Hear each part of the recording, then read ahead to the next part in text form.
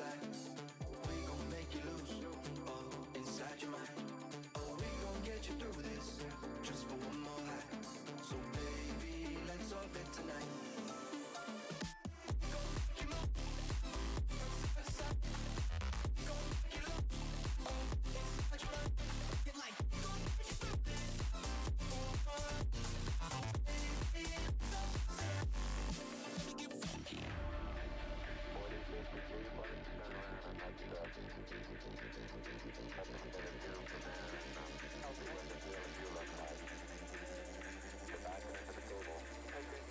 Let's lose and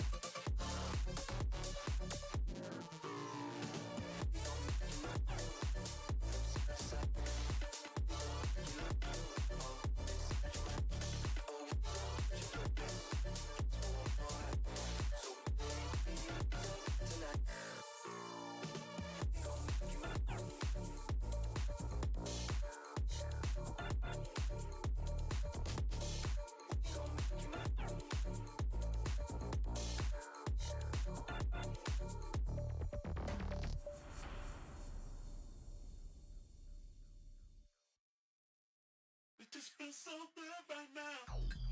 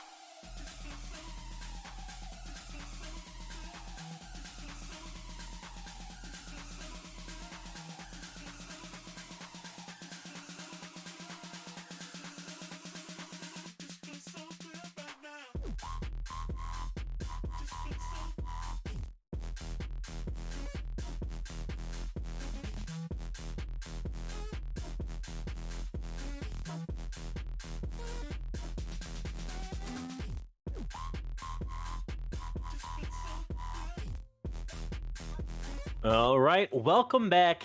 It is time for some games today. First up, it will be number 4th seed coming out of Cloud, Little Monkeys Fire, taking on number 4 seed out of Mountain RPG Cubs. I'm Trax, and joining me is Archer Ubu and our wonderful producer Pop Tart. But looks like we are headed into pick and ban before we get too carried away. Yeah, it And looks like it. right off the bat, Victor. Yeah, so I'm Yeah. excited.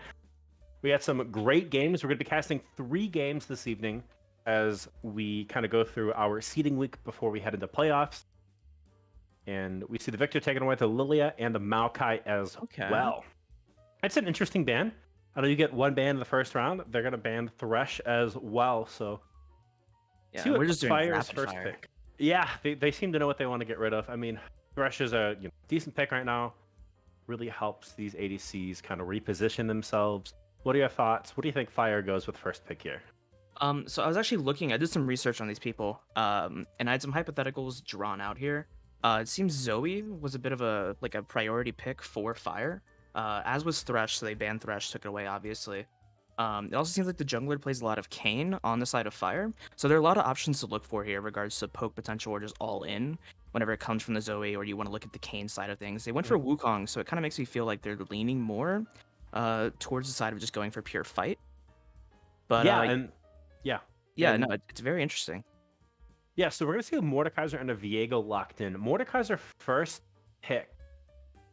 Obviously it jungles, but with the Viego locked in as well, that's most likely gonna be a Mordekaiser top lane. So a quick answer to Yone. Wukong and the Yone Okay.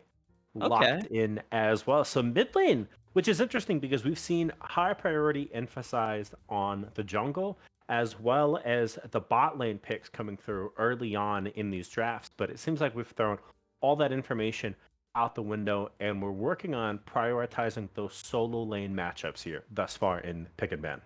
Right, and something that really stood out to me whenever I was going through the statistics and everything was the fact that Jinx is such a priority pick for Cubs, obviously.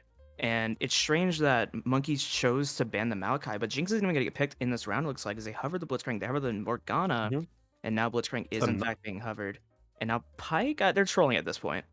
I mean, we've seen Pyke recently. Pyke's not in a horrible spot right now, but they're just kind of hovering Yeah. supports at the moment.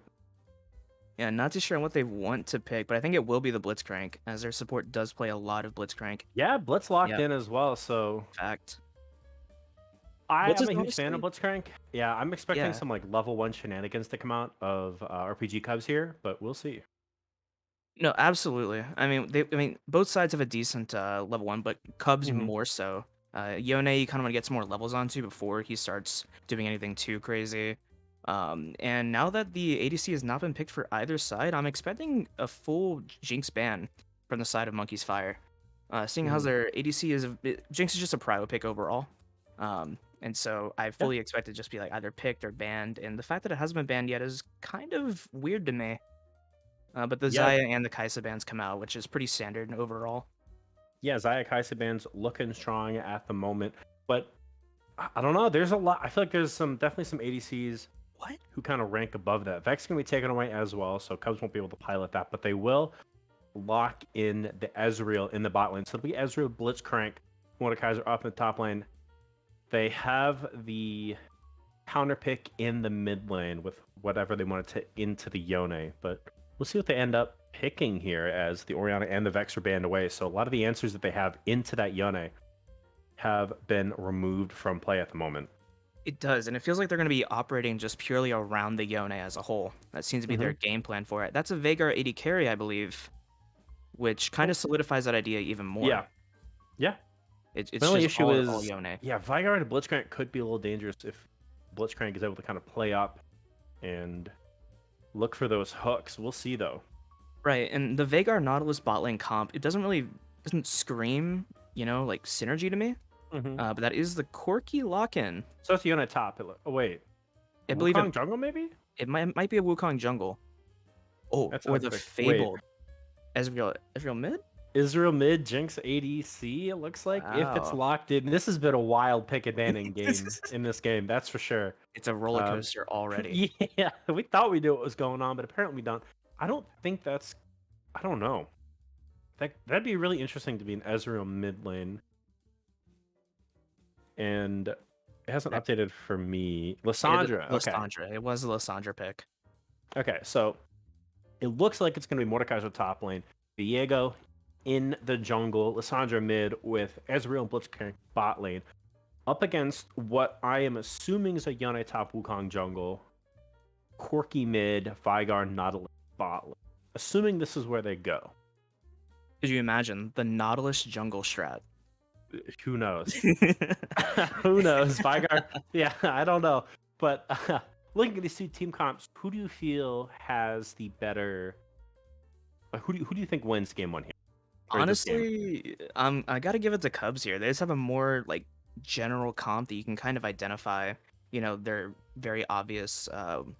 What was the word I'm looking for? The win condition. They have a very obvious win condition in the form of like getting the Ezreal, the poke damage off. The Blitzcrank goes for the engage, which gets locked down by Lissandra and Viego. Mordekaiser can take down like one of their singular threats, whether that be Yone or Corki or even Veigar. So they have a lot more security as opposed to what Monkey's Fire is operating with, which is just let's just fight kind of mindset. Yeah. I do like the engage with Nautilus though. I think Nautilus is a very strong pick for their team. Yeah, they have a lot engaged. I mean, definitely pros and cons. I feel to both drafts right now, but this is the best of one. So we're gonna throw to a quick break, and when we are back, it'll be game one of the 3 that we will be casting tonight. It is Little Monkey's Fire taking on RPG Cubs. We'll be right back.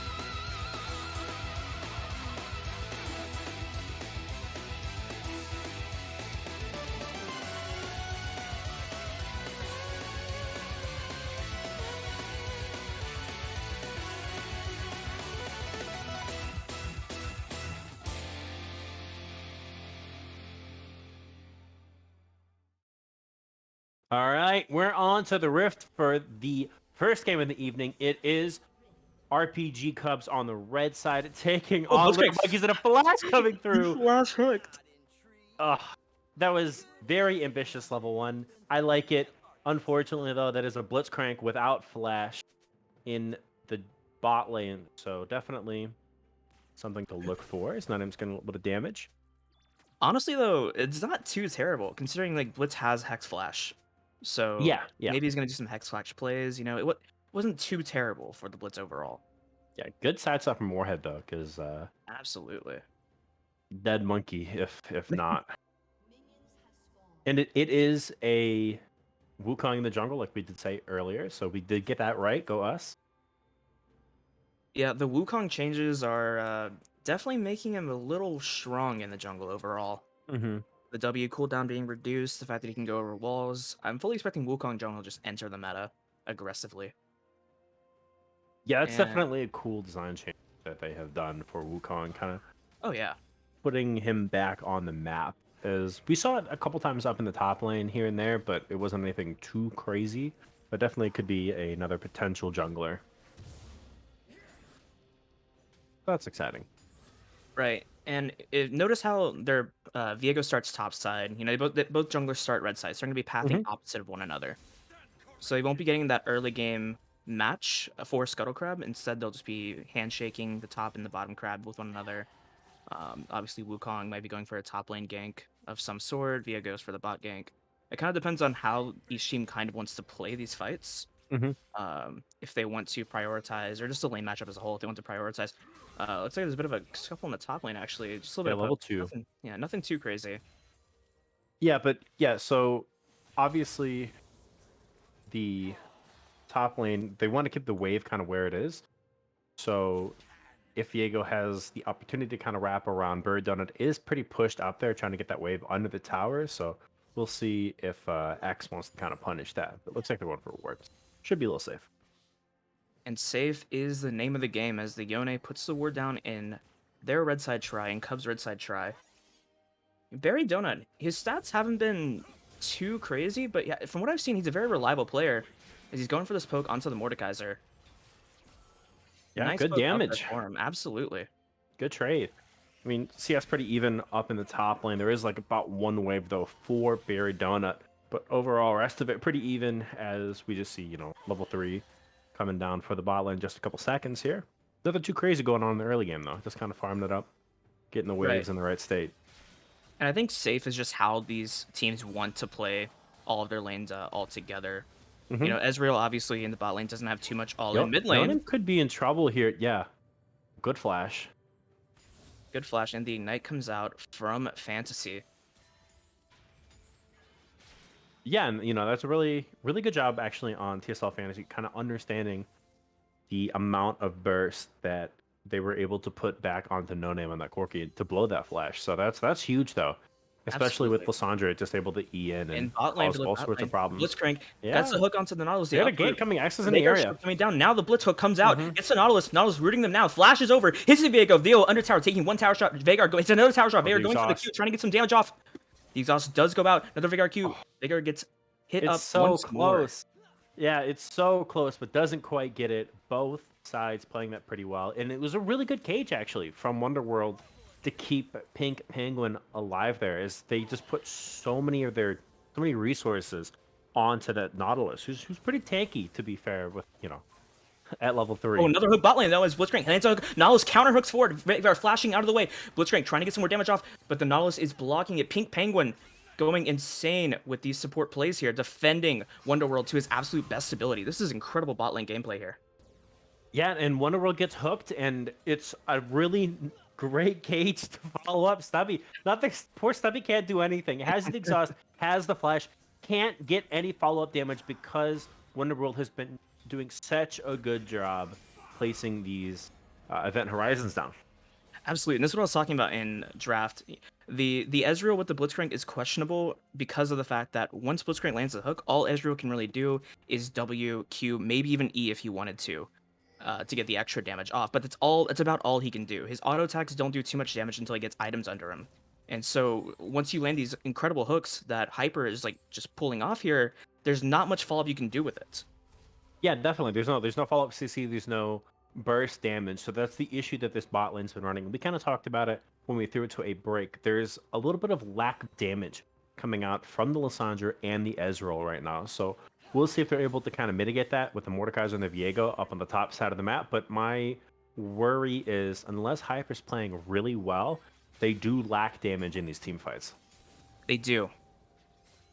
But ultimately, it kind of comes down to if their carries can get the necessary lead that they need over their opponents. Can the Viego end up carrying Top the lane game? though. Top lane is looking a little scary. Yeah, 10 CS difference. Berry Donut going under tower to poke down the Mordekaiser. So it's a rough lane up there right now, for sure. And I wonder if X is going to try to do anything towards the top side or just kind of sack it and try to go elsewhere and get objectives elsewhere on the map. It does look like it. Both junglers are hovering bot side at the moment. RPGX does spot out Warhead by taking that ward in their jungle, obviously. It looks like maybe something going on bot here. Ping Penguin tried to Hex Flash over the wall, but missed it completely. The event horizon does come down. Yeah, it was a good try. The only issue is X was in the area, so if they did end up hitting that hook or going in off of the event horizon stun, they're gonna die, right? Hyper still had everything up pretty much. Does have the flash up now. Yeah, looking for it. I mean, there's a big minion wave, so if you're not careful, yeah, that's close. It was. Yeah. It would have been such a good wave to fight into as well for the side of Cubs. Yeah, I mean, there's a big wave. Uh-oh, we got a mid lane, though. Yeah, mid lane fight, and the first blood does go down. Lissandra picking up the fantasy, picking up the kill onto No Name. RBGX going to take some farm for himself, try and recompense that for his own lead. And now they're just going to go for the dragon. They're just going to try and set up for it. We see Warhead backing at the moment. They can't really do anything to contest it. No, not at all. And that's a really good play out of Fantasy and X. Fantasy was able to pull the flash of No Name earlier, so just able to kind of come back in that gank. Just Fantasy burns their flash to make sure that No Name has no opportunity to escape. Pick up the first blood, get the first Drake, so they will be on the board with that, and I believe it is a Hex Tech, so we'll see what they end up scaling off of here. But yeah, great early game coming out of Cubs here. Absolutely. They're playing it perfectly. They're playing exactly how they need to play it for their team in order to get the leads that they need overall. Yeah, something I do want to take note of though is that despite the fact that RPGX has been kind of hovering bot for most of the game, Wonderworld and Ping Penguin have been playing it almost perfectly. Every time every time they get engaged upon, they're just defending as well as anybody could. Oh, but top lane though, as Mordekaiser pulls Berry Donut into the ultimate. Berry Donut hitting some Q's off, goes back into tower, dodges the Mordekaiser Q, and Draconus just barely misses the kill onto Yone. Yeah, and something that we kind of talked about, they do have Berry Donut does have the farm lead, but that Bramble Vest comes through, making it a little more difficult for Berry Donut to kind of trade. And it does bot lane though. As Ping Penguin lands, Wukong gets the ultimate off, and the Veigar presses R, and Hyper goes down. A kill for Wonderworld. Ezreal though, and the minion wave doesn't quite do anything off of it. Honestly, fairly good trade, which solidifies a nice 500 gold lead for the side of Monkey Fire.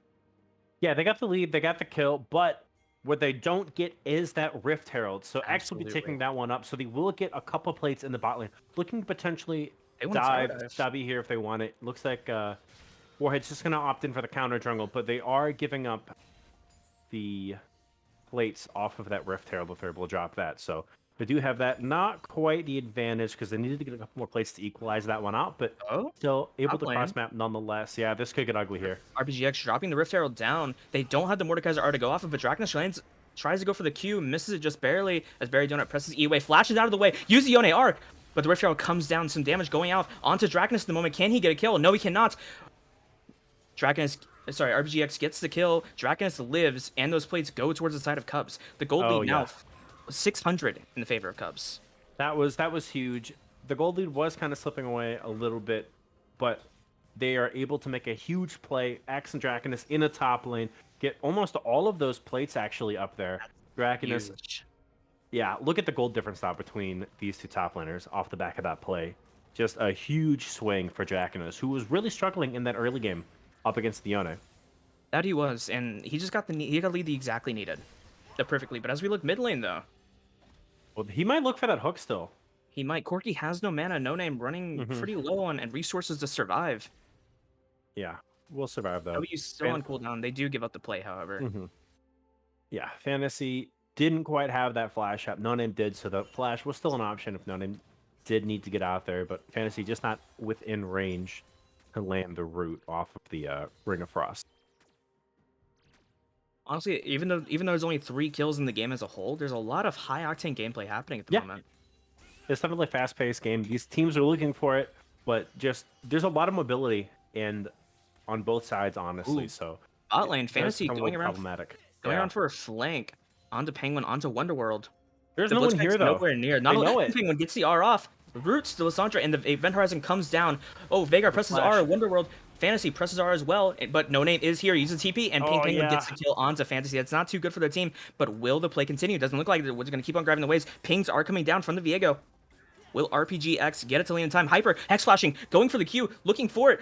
Pink Penguin goes for the counter Q, just barely misses, but No Name is still hovering. Yeah, and that's a great TP coming by No Name. They saw it through the tri-brush, so they knew Lissandra was on the way, able to spot them out on that ward. Drops the R, nothing that Fantasy can do. Hyper lanes a Q on to Penguin. Penguin flashing out away. Can he live? Ezreal E's and Q's over the wall. RPGX still in the lane, providing some more coverage for them. Yeah, and I was just praising them, but it looks like we might have another gank in the top lane, so cut me off if that happens. But I was just praising the bot lane from playing so well, and then they walk forward. They know they're there. They have the vision, right? And they just decided to face check into 2 or 3 people, unfortunately. And what was a great play, a little bit diminished off the back of that, but not too bad. Barry Still Donut. doing a good job blocking out Fantasy in that earlier trade. Absolutely. And Barry Donut tried to take a trade with Dragonus. I guess he misinterpreted the item differential between the two. As Dragonus just took every inch of damage he did and just did nothing. You know, he didn't even feel it. He shrugged it off. It's like that scene from The Last Jedi. You know, Luke Skywalker just brushing off the blaster shots. You got plated skill caps, Bramble Vest up against, which was pretty much just a Vamp Scepter at the time. There's literally nothing you can do. But Dragonus trying to look for that first turret as Barry Donut roaming bot for this next Drake. Spawning in 3 seconds. This could be Dragon a huge is team fight. Oh, but Hyper lands a hook. Event Horizon stunning them for a moment. Ezreal EQs, W's, autos over the wall. Wonderworld goes down. It's now 3 versus 4. Yeah, you had no backup. Why were you there? You have no backup. Oh, they could be looking for another hook, though. Yeah, Hyper knocks up Warhead. Lissandra coming in, presses R onto him, lands a hook onto Warhead, but it was his clone as he gets away with Pink Penguin landing the hook onto Viego. Lissandra are coming in. Corki package dropping. Corki in the middle. The Lion's Den, but Barry Donut on the flank. The Viego R comes through. Ezreal R comes through. Barry Donut takes on RPGX. Stubby flashing over the wall, but Warhead's still here in the middle, pressing R into the middle of the team, but he's in 4 of them. He goes down, unfortunately. This is a 1-for-1, 2-for-1 in favor of clubs. They had a TP advantage as well. You know, Brayden able to walk in the lane, but Dragonist able to just walk down from the top side after taking the turret. So they get the pick. They are 5 members. But the Mordekaiser lands are onto the Nautilus. He's into the Spirit World. Corki getting some nice damage off, but Dragonist is now in the den of the Lions. Able to walk out though. Hyper looking for a hook on the backside. There is a lot of poke coming out of No Name though. A lot of poke coming from both sides during the entire fight there. While Dragonus was inside of the Mordekaiser R. Oh, Hyper hooks. Hyper flashes hooked, and he. Oh, that's huge. No follow up either. Wonderworld Everfrost though. Dragonus pulls them both. Buried and Wonderworld pressing R. Warhead in the middle though, trying to go for the kill, and Dragonus gets the kill, but also goes down. Trades 1-for-1, 2-for-1. Ezreal R flashes in, hits Barry Donut, doesn't kill him just yet though. And this is a bloodbath for this one singular Cloud Dragon. This fight's been so long for the second dragon. Both teams lost a member. The member's been able to respawn, run back, and then die again. It's been so long. This was not a battle. This was a war, Draxon. Yeah, it was. And they get a second Drake though, so they get an extra kill, right? They are able to pick up the second Drake, and they get the top side turret. So things are going really well for RPG Cubs. About 4,000 gold separates these two teams right now. Yeah, it's not looking too good for Monkey Fire, but luckily the objective bounties that were introduced with the season are up now for the side of Monkey Fire. And so if they can get some objective bounties, they can get their way back into this game inch by inch. Yeah, and we were talking... Yeah, go ahead. Yeah, for example, the bot lane tower, I was going to say it looks like their Wonderworld was going to get it, but Dragonus is now here, lands a hook onto Wonderworld. Oh, but Pink Penguin lands hook as well. Everfrost going down, but not enough damage. Dragonus is a tank. Yeah, Wonderworld needs a couple more items before they can really take a look at taking down the Mordekaiser. What I was going to say, though, before I got so rudely interrupted by this fight, is we were talking earlier about the lack of damage and how the carries needed to get ahead for RPG Cubs. And take a look at Sandra 2-1-2, 4-0-1 on the Ezreal. So the scaling for these champions is coming through. And Ezreal going to do a lot of damage in these upcoming fights. And just the poke that Stubby's able to dish out here. Look at this on a no-name. Oh my gosh. Absolutely. And if we look into the topside river, something I don't think got picked up was that Hyper did burn his Q trying to actually hit No Name, or was it Warhead, sorry, trying to hit Warhead.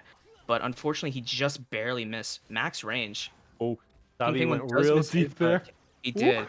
That was almost a dead Ezreal. Yeah, he knows it. Flashes the thumbs Yeah. up. Realizes this could have been catastrophic. As that's a 400 gold shutdown on top of the Ezreal, and you almost just threw it over to none in there. Yeah, something you don't want is to just give up that 400 gold shutdown. You have Yeah. a 4-0-1 Ezreal. The last thing you want to do is just mistime all of your escape to get out, all of your potential to just not get killed completely. Mordekaiser is walking up towards mid, though, as he's taking the Scuttle Crab. They might just try and go for this mid tower, might try and get a hook, if they can land a hook, that is. They just go Yeah. for the tower completely. It is Yeah. an Infernal Soul. That's true. Yeah. So I think one of the issues that they kind of face right now is they don't have the gold lead to just kind of brute force us, so they have to look for pre-fight picks off the back of the Blitzcrank hooks. But it looks like we got a scrap in the bot lane right now. That it does. That's right. No Name getting some damage off to the Mordekaiser and the Mordekaiser Arch, but Darkness does pick up the kill. No Name going down. Yeah, But that's not it. huge. Mid lane as Hyper lanes a hook onto Pink Penguin. Everfrost goes down from Wonderworld. Gets the Event Horizon. Nautilus Star hits flash. RPGX, knocks them all up, flashes away. There is no trade back. No Name is just down, but the fight bot lane has continued as Barry Donut is now scuffling with Dragonus. Gets the shield bow, procs the shield bow, Dragonus. There's a 2-level differential. Barry Donut is not winning this fight. Yeah. Draconus is running the gauntlet solo in the bot lane and now takes down No Name. Barry Donut, the next to step Wonderworld, up. To Wonderworld see if mid they can lane stop. Oh my lands gosh. the Everfrost onto the Ezreal, lands a Q and the W, and then presses R. That was incredibly played by the Veigar, by Wonderworld. I mean, that's just peak Veigar gaming at the moment. Press your buttons, champions die. It feels great to play Veigar right now. Not Absolutely. great to feel, obviously, if you're against the Veigar, and Stubby found that. That's a big shutdown, though, going over to Wonderworld. Off the It back of is. killing the Ezreal. Wonderworld, I think, is their only ticket, is Monkey Fire's ticket to winning this game. Ideally, in a perfect world, you had the Yone kind of carry the game as a whole, as a 1v9 champion that he can tend to be. But unfortunately, your Yone is down 20 farm onto the Mordekaiser, right? He's 1-1-1. He just barely finished his first time. He just got boots. The Yone is going to be struggling to carry this game as a whole. So all of your chips need to go into this Veigar with 3 Darksteel stacks, with the Everfrost, with the Stopwatch, with 2 control wards, which is questionable. So all of your chips have to go in on this Veigar. Yeah, you need that vision before Dragon, and if you look at the gold lead, it is even pretty much for the bot lane, but there are pretty sizable leads in favor of RPG Cubs across the board, except for the ADCs right now. Absolutely. Well, even then, Stubby just has such a massive lead over Wonderworld as a whole. Like, even though Wonderworld did get the shutdown, we're still looking at a sizable gold differential between the two. As we're looking for a mid lane fight, Hyper Wonderworld looks could trying be to in go trouble. for... Yeah, he could be. But Hyper does back off. Dragon is coming up in 23 seconds. Very Oh, but the good. fight goes down no, as Fantasy deep. caught out. Yeah, Fantasy Warhead could be in getting a trouble. bit more Kazar, but Fantasy just barely gets away as Warhead goes in a little too deep. Fantasy Flash. stopwatches that away. Hyper lands a hook on the Warhead. Warhead in, and he gets taken out by Stubby. But now the fight has begun. No He name gets all. being on the Stubby. Stubby has no E. He presses flash, but Stubby is 1 HP as he barely survives the fight in this jungle. Barry Donut 1 HP as well. Barry Donut just barely getting away. He eases away. Wonderworld inside the Mordekaiser. Our Dragon is trying to get the Gallon and stopwatches out of the way. Pink Penguin is now joining the fray as he tries to go for the hook, but Wonderworld just barely takes him down. Dragonus is low. Dragonus might go down. Fantasy So roots close. the Pink Penguin. Ooh. No one's and able. Yeah. they all No one's go able to stop down. the Mordekaiser. The Mordekaiser's just walking around bopping people with the mace. Oh, I don't but know if Wonderworld gets out of it. Oh, okay. Veigar Little gaming fancy as he footwork. takes Oh, you're in down trouble here. Fantasy, but he is in trouble. Yeah. Everfrost though, Everfrost may not be in trouble. Dragon is taking down GC Electric Brock. Does he get this? It's just Oh, a this is Wonder- so just one close. Wonderworld Event versus Horizon should be Dragonus. up in a couple seconds here. He has no mana There though. it With is. Wonderworld, he has Yeah, no mana. that's the auto attacks, but here comes No No name is here. No name is here. And he gets a shutdown on the Dragons. Oh my god, they're back in this game. But maybe not, because Stubby and Hyper are coming up. They're on the approach, and No Name is the only person here. Wonderworld has to get fights- away. Hyper gets the Yeah. upward onto him. Ezreal's here. He can just No Name flashes away. No Name. Which misses the Q, but Hyper misses the Q as well. Oh. Which means No Name can just escape as Warhead joins the fray. Pink Penguin on the Wonderworld way leads as the well. back. Yeah, He does. everyone's reset. Wonderworld leads the base. You have no This mana. is You're super greedy.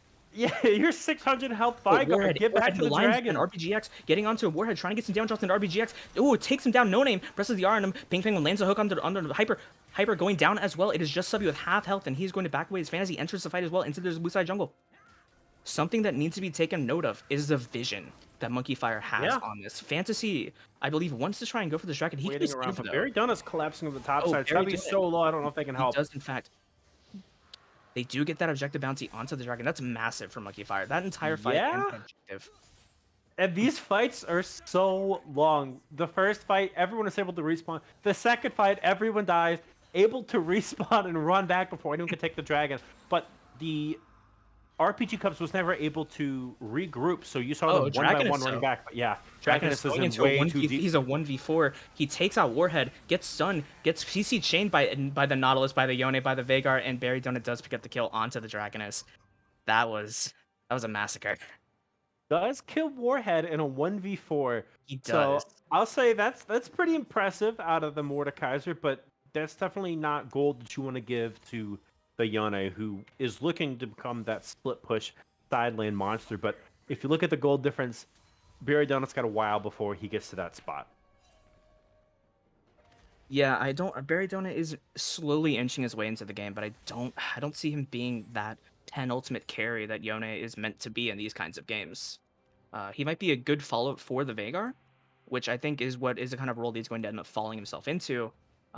So he's doing his role fine. Oh, he just barely misses the control ward in that bush in the top lane. That's so sad. We've all felt that pain before. Hyper looking for something. He might be just trying to go for the take the blue buff. being a Yeah, little he's just cheeky. taking Yeah, that blue buff, that's but no name does toxic. take it away. Yeah, none does get that, so Hyper's just being a bit of a nuisance. a little bit. Yeah, so we get Dragon spawning in 3.5 minutes. Obviously, it's past 20 minutes, so Baron is up. So should there be an awful team fight from one of these teams, the other can look for that Baron to try to crack the base. But for the most part, we got all the inner turrets standing on the map. There is that outer turret in the top lane for RPG Cubs. So it is... I feel like we've had a lot of fighting, but we haven't gotten a lot of objectives or control around the map off the back of these Right. team fights here. Right. I mean, just looking at towers, like you said, Monkey Fire's only taken one tower as a whole, whereas Cubs do have the slow advantage in the form of taking all of the outer turrets on Monkey Fires. But Dragonus is now fighting Warhead, 3-level lead. Warhead beating onto him a little bit. Presses Don't his say W. though. Dragonus presses the R, takes Warhead into the realm with him. Takes massive damage, but he roots him a little more. Dragonus Oh at half my HP. gosh. Can No Name turn this around? No, he cannot. No Name. He's going for a double kill. Oh my gosh. Onto They it, get and now Baron Cubs too. are starting Baron. Yes, they have started Baron. Hyper misses the hook onto Wonderworld. Wonderworld's going to go ahead and take down the control ward. They're beating on this Baron down all to Down to almost half half health. HP. Wonder what's They're gonna look for a collapsing. nuke Monkey on Fire are someone. collapsing slowly. They don't have the Veigar members to Wonderworld back flashes up, though. away. Wonderworld's giving up. Barry Donut just flashes in, takes on RBGX. Hold on, this is turnable. This is turnable. Ooh, Oh keeps getting no, the Baron, but though. Stubby All does right. take the Baron. Monkey Fire not quite able to follow up as Stubby it's a lands the R huge Ezreal onto ult. Pink Penguin. That was absolutely massive, and Oh, Draken is just no. going to down everybody on their team. The Q that does so much damage. Wonderworld pressing R into Wonderworld. Fantasy almost does his entire health bar, but unfortunately he just barely goes down, Oh. and Stubby picks up the Q, Such takes the a- kill, and the Such Baron. a good Zhonya's out of Fantasy. Fantasy's 100% dead there if they don't Zhonya's. That great Zhonya's. And off the back of the bot lane play, I don't know why Monkeys felt the need to force that fight when they were down 2 members, but they do it nonetheless. And unfortunately, they pay the ultimate price for it. They were working their way back into this game, but they gave some really unfortunate kills over on the back of that play. That they did something that I made a comment. The Monkeys found their way back into this game, but now it's starting to look even more lost for them. As now you lost the Baron, you're down 6 kills. You're down, what is that, 6K gold. It's looking very dire for. And that's something that we kind of mentioned is 5,000 gold is pretty much all you need to put a game away, right? Obviously, there's always the exception to the game, but 5,000 gold for the most part in this league, you win, right? So we'll see if there's some miracle play that comes out of Little Monkey's Fire here, or if we see a crazy throw out of RPG Cubs. But as of right now, they are sitting firmly in the driver's seat. As we just have killed 6 wards, it feels like, over here. 2 pinks go down to get rid of this Pinks. 1 ward. Oh no. But yeah, it's Uh, their game to lose right now. Absolutely. Oh, and Hyperlane's hook over the wall just Yep. takes down Barry Donut. Oh, the poor soul. Barry Donut stood Goodbye, no Yone. chance. Yep. And now they want to just follow up a little more. They want to go ahead and press their advantage into this jungle side. They're going to take over the ward that's in there, the only ward they had in their jungle on the side of Monkey's Fire. And I think And- this Infernal Dragon is just theirs. Comes up Yeah, in 10 and- seconds.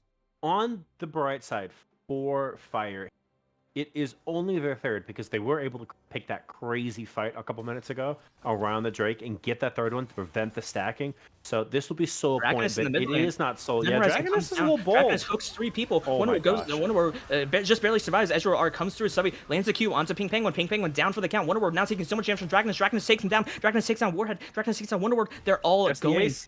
down. That is, in fact, the They don't even need the ace. dragon. Yep, they They're going for the don't. base.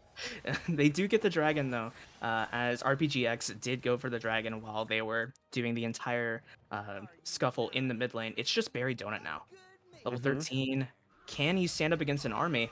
That army 3 being levels down to stubby. the Mordekaiser, by the way. It's looking pretty dire, but it's not Yeah. all lost. It's not all lost. Barry Donut. Oh we've my seen him play gosh. before. Barry Donut goes down. Oh, dead. my gosh. dead. Stubby, 11, 1, and 3. 3 items completed for the Ezreal. Just pretty much 2-shot Barry Donut there. They're going to get the mid lane inhibitor off the back of that. They might be looking to position for the top lane inhibitor as you see Draconus taking down the inner top lane turret right now. That it does. The top lane turret's going to go down. The mid lane inhibitor is going to go down. And nobody on the side of Monkey's Fire is going to go match them. They just give up that tower. Now No Name's moving towards the top side. All Cubs can really do at the moment is just take their jungle, reset, get even stronger, and then just win and just try and win the game. Essentially, that is all they can really do. Is there's nothing up except for these jungle camps, except for these turrets. Something you want to take note of from the side of Monkey's Fire though is the fact that they are moving as a unit, and now Dragonus is kind of caught out here. He has no Yeah. way of getting over the wall. He has flash available, but he Dragonus now does gets have rooted. flash, He gets yeah. rooted by the Everfrost. Takes Wonder Ward into his realm. Wonder Ward presses R. Dragonus, his entire health bar is almost gone. He's taking so much damage. Wonder Yeah. Ward shuts him down. That's a And big kill. That is, Yeah. and just like that, they're back in the game. Yeah, I mean, if there's any chance, it has to be off the back of the picks coming out of the Vanguard. Wonder World plays that so incredibly well. And I think if a Draconus, I think Draconus was feeling himself a little bit, going in for that big 1v4 fight like you saw earlier in the bot side of the map. But unfortunately, the Vigar scaling has kind of come through. Wonder World able to pick up that kill with the Rabadon's death cap now. But they still have to worry about minions in the mid lane. That they do, and it's not just soldiers, it's not just casters you have to worry about. It's also supers that are now marching their way down to the front gates of their base. It's definitely the marching call is in fact coming. As these supers going to clash with the minions in the mid lane. Looks like Cubs are just setting themselves up for an even nicer lead. They're going to take this red buff away from the side of Monkey's Fire. Warhead, he's taking the blast cones away. Hopefully he doesn't overextend a little too much. Realizing he's walking over some wards, he pops the Oracle Lens. Now he's just going to create some vision for his team. Yeah, and it's time for the Baron Dance. A minute up It on is. that respawn, and as you see, Ike's already in the area trying to get some vision down. Fire do have to be really careful about how they go about looking for this. Is a hook onto Wonderworld pretty much ends the game for them in this first game of their 3 that they played tonight. That it is. We are playing a nice game of Protect Wonderworld. Mm-hmm. Warhead, Barry Donut, Pink Penguin, and No Name must be willing to throw their lives on the line to protect this one Vagar. I mean, and look at the Vagar as a whole. You know, he has 264 stacks. Mhm. You know, 745 AP. It's pretty massive for himself. You know, the Rabadons, even the Darksteel, even though it only has 2 stacks, is still helping him out immensely. But obviously, you do have the problem of how do you combat the 11, 1, and 3 Ezreal that has Prowler's Claw and Frozen and Hex Shrinker and Frozen Heart. You know. Yeah, and that's definitely yeah. I don't know how they're gonna get through this one, to be honest with you. It's about 9,000 gold that separates these two teams. It's not over until the Nexus is destroyed, but it is bleak right now for Little Monkey's Fire. It is, but luckily, Pink Penguin, you know, although he definitely, although Hyper has been popping off this game, Pink Penguin has been doing a phenomenal job just getting the engages that they need for their team. So I have full faith in the fact that with the Pink Penguin getting the hook with a Wonderworld follow-up, I completely believe that they're just going to go ahead and turn the game and possibly win it. But Dragon is up in 45, and it looks like they're just not even going to go for the Mhm. Baron. It's gonna be Infernal Soul This is time. a huge Drake. That Yeah, it is. there's no way they win this if they. Oh, that's a big flash to lose. It is. It is. And I'm very interested to see how this all plays out. As Dragon's up in 28. You know, Barry Donut is kind of alone in the red side jungle. It seems close by, but they're not Mhm. quite there for the follow-up. Wasted the E. It will be up for the Dragon, though, so it's not a complete waste. As they're kind of like sitting around some wards. And there we go. The control ward does go down, so Wonderworld's going to go ahead and take care of that. Hyper They're going for X this. flashes over the wall. The Event Horizon goes down. Infernal has spawned. Oh, Warhead but in could the have been middle lane, the trouble. Warhead getting picked up by their entire team. Fantasy roots and briefly Warhead does WA. Now the Oh, fight's coming out. Wonderworld Wonderworld hooked. flashes away, gets hooked into the Draconess R. Wonderworld putting the Event Horizon down, putting the Everfrost down, gets pressed on the Q by Draconess. Oh, the Wonderworld goes exhaust down. as That is well. their carry. The exhaust does go down, and now Hyper is in the middle of the fray. Oh, but No Name with the package going down. Barry Donate presses R. Fantasy low. Warhead low. Everybody low. Stubby gets a kill onto No Name. Barry Donuts. Immortal Shioba does get proc. Pink Penguin sitting on the back line. Hooks away. Stubby did flash Q. RBGX stuns him over the wall, the and RBGX stun. does pick up Pink Penguin. It's so rough for them. Yeah, that's got to be game. That's 4 members dead. They're pushing in on the base. They did end up picking up the Infernal Soul. It's just so much CC coming down from Fantasy. Like, they caught out Warhead early, and then No Name tried to go in. Oh, Gets Barry locked Donut. down, He's gets gonna go killed. for it. He's gonna try and defend as best as he can. He flashes away. The Infernal Soul much does damage. almost his entire HP, but yeah, that is in fact game, as you said. The Nexus drops, the base drops, and Cubs take this game. Yeah, they did a great job with game 1, honestly. I think that it looked a little funky early on in the mid game, but they were able to pull it back off the back of some of those dragon fights that kind of were so long. It was we saw some ridiculous dragon fights in this game. We did. The 3 minute, what felt like 3 minute dragon fight for second drag was insane, but it was so much fun to watch. You know, both Yeah. these teams have a lot of potential with them, but it all came down, honestly, to the top lane, and Draconus was just a beast the entire time. He took every hit that came his way, and he dealt it back with double the damage. It was incredible. Yeah, doing a great job in game 1. They played 2 more tonight to figure out seeding. And I believe the next one that we have, let me pull it up real quick. The second game that we will be casting, it is Litter Monkeys Water taking on Litter Monkeys Fire. So Fire will look kind of bounce back after dropping their first game of the night. So we're going to throw to a quick break. And when we are back, it'll be Litter Monkeys Water taking Litter Monkeys Fire on stream 2. See you all in just a few minutes.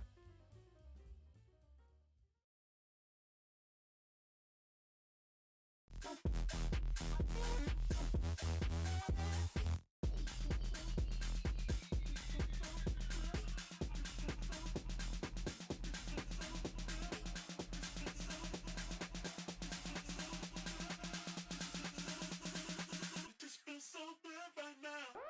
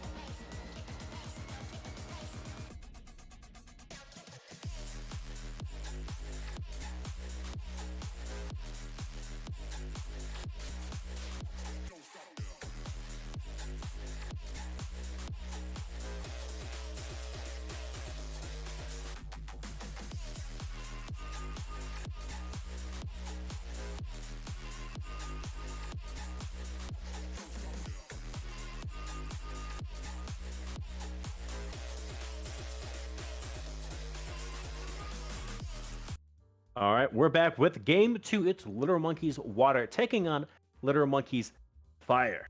And if I were to bet, I'd say Water wins over Fire, but we see the Darius and the Kled taken away so far in these first round of bans. So it That looks like top laner is not going to have a fun time. Yeah, that is what Pokemon taught me. Water always Mhm. beats fire. But after seeing last game, I think fire has a lot of potential to definitely take this game home. Yeah, There's some we'll see. smart bands coming out there though.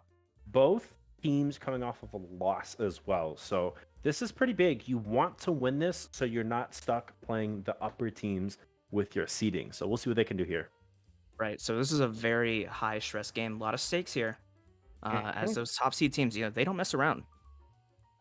Something I want to take note of is Verzia does play a lot of Zeri, or did play a lot of Zeri, but after the Zeri nerfs, I'm not too sure if we're going to be able to actually see a Zeri pick, because Scion does get locked in on the side of water. Yeah, that is a first pick, blind pick Scion, by the way. That is.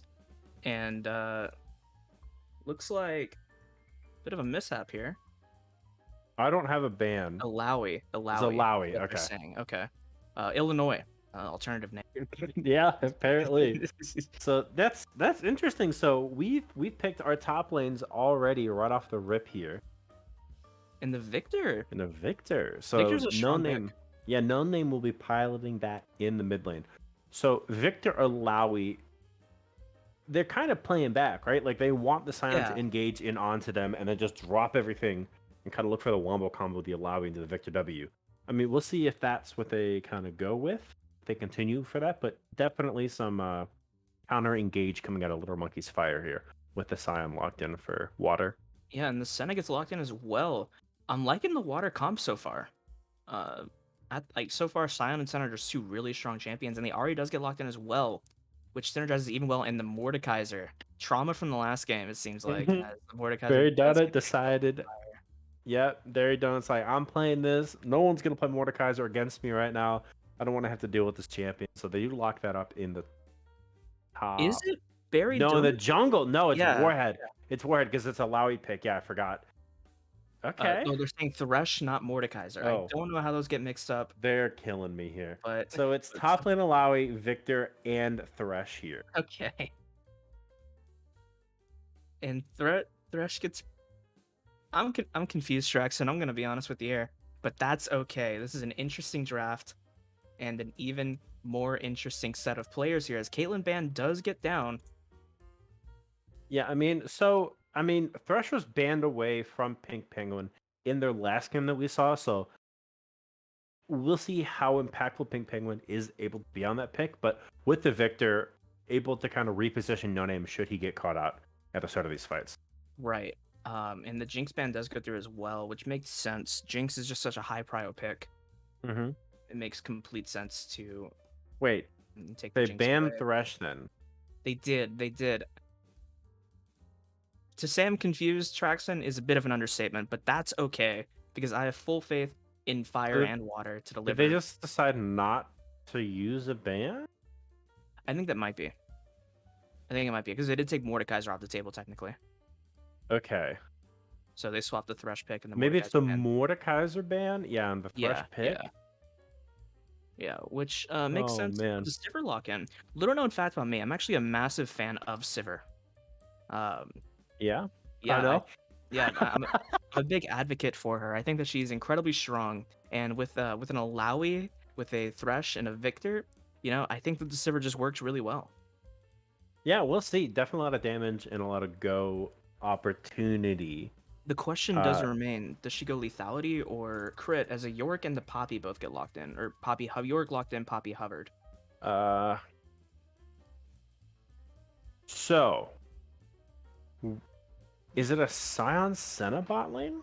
It might be, which isn't It could be Ari. Could be on hit Ari. No, there's no way it's Ari bot. It has to be an Ari mid. I don't know, but the Wukong does okay. get locked in. Water has a fun comp. The comp, the Scion.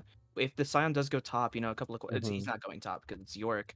And the Sejuani does get locked in by fire. Okay. Yeah. So it's Alawi top, Sejuani jungle, Victor mid, Sivir Thrush bot. All right, we have a team comp for fire. It's difficult because we're looking at pick and ban because they were struggling with the picks, so they ended up with Alawi and Thresh, so just some misclicks.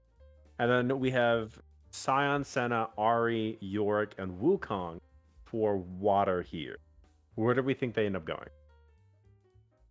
You know, I guess Yorick top, Wukong jungle, yeah, Ari mid, Sion, Senna bot. That's my guess. We're gonna see in like a couple seconds here if we're we right or wrong.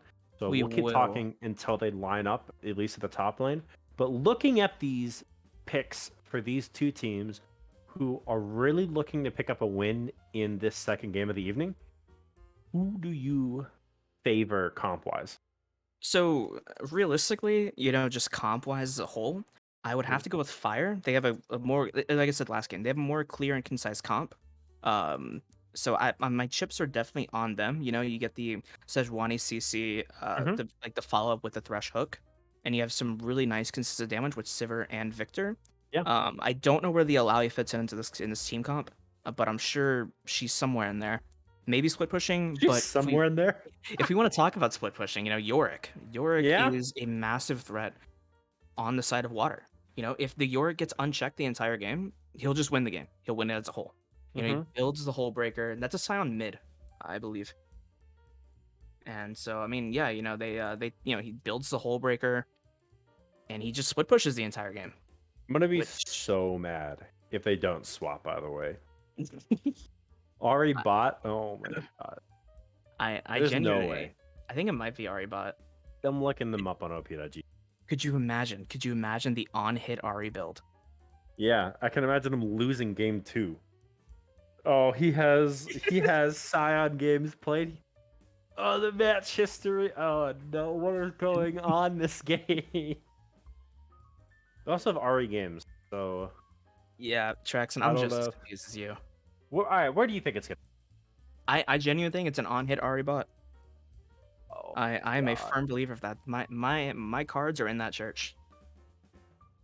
Uh, so it would be an ADC Ari. Is that what you're saying, basically?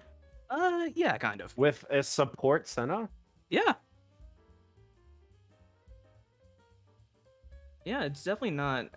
It's an Ari support. It isn't. We were both wrong. Okay, they have time to swap, right? They have time to They swap. do. I would be very upset if it's Ari support, to be honest with you, but I don't think Sion does much better in the support role, to be honest. Yeah. Hmm. And realistically, Sion wants levels, right? So it Yeah. doesn't really make sense for him to go bot. I mean, Sion can mid lane, right? Like, it's not a big Yeah. deal. You can put Sion mid, but like Ari support, what is Ari gonna do? Cheap What charms. what does he provide? What does she provide to the team, right? You're not gonna do Right. any damage, so that's your ultimate's useless. Your Q and your W are both useless, right?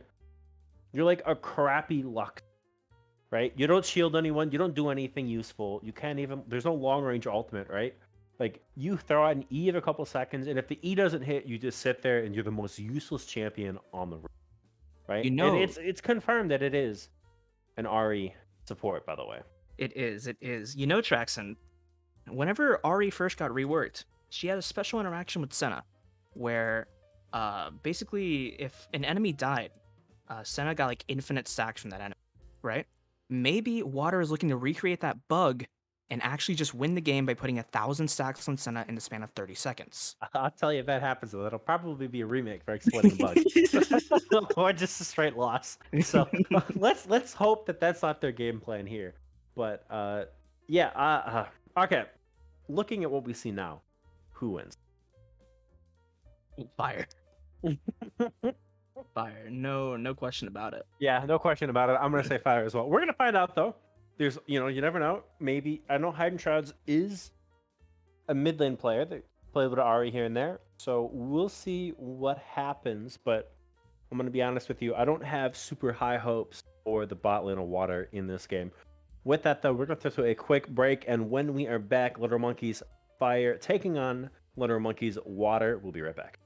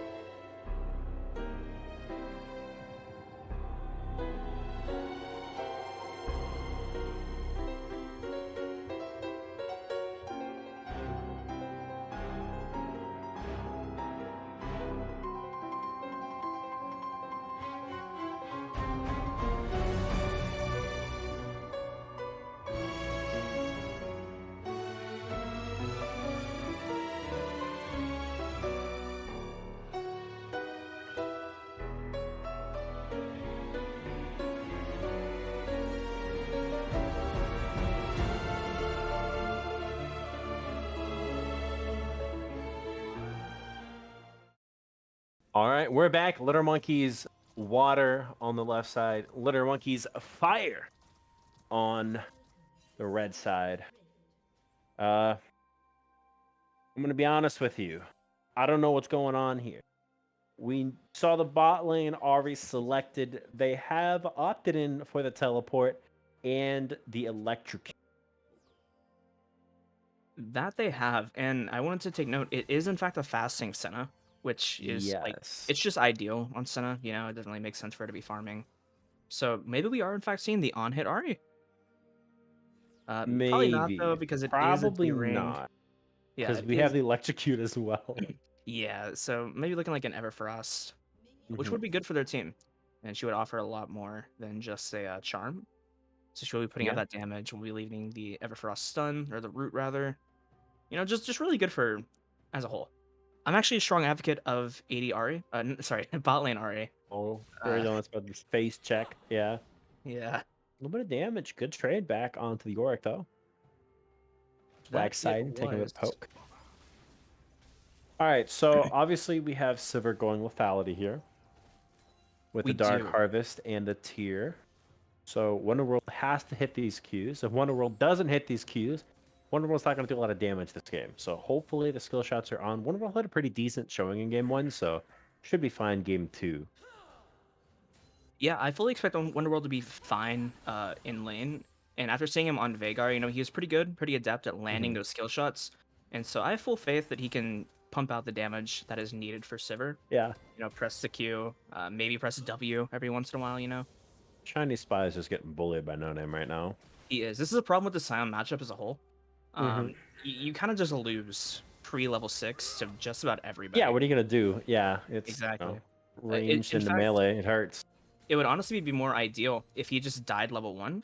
This is actually a fun fact. If you do the Instinct Scion strat, Hmm. it'd be more ideal to just die level 1, take the wave, do damage to do as much damage as possible to your opponent, and then by the time you're out of your passive, you're up again. You can just like TP to lane or walk Yeah. back with like an item or so. Okay, Like interesting half an item. theory. Okay.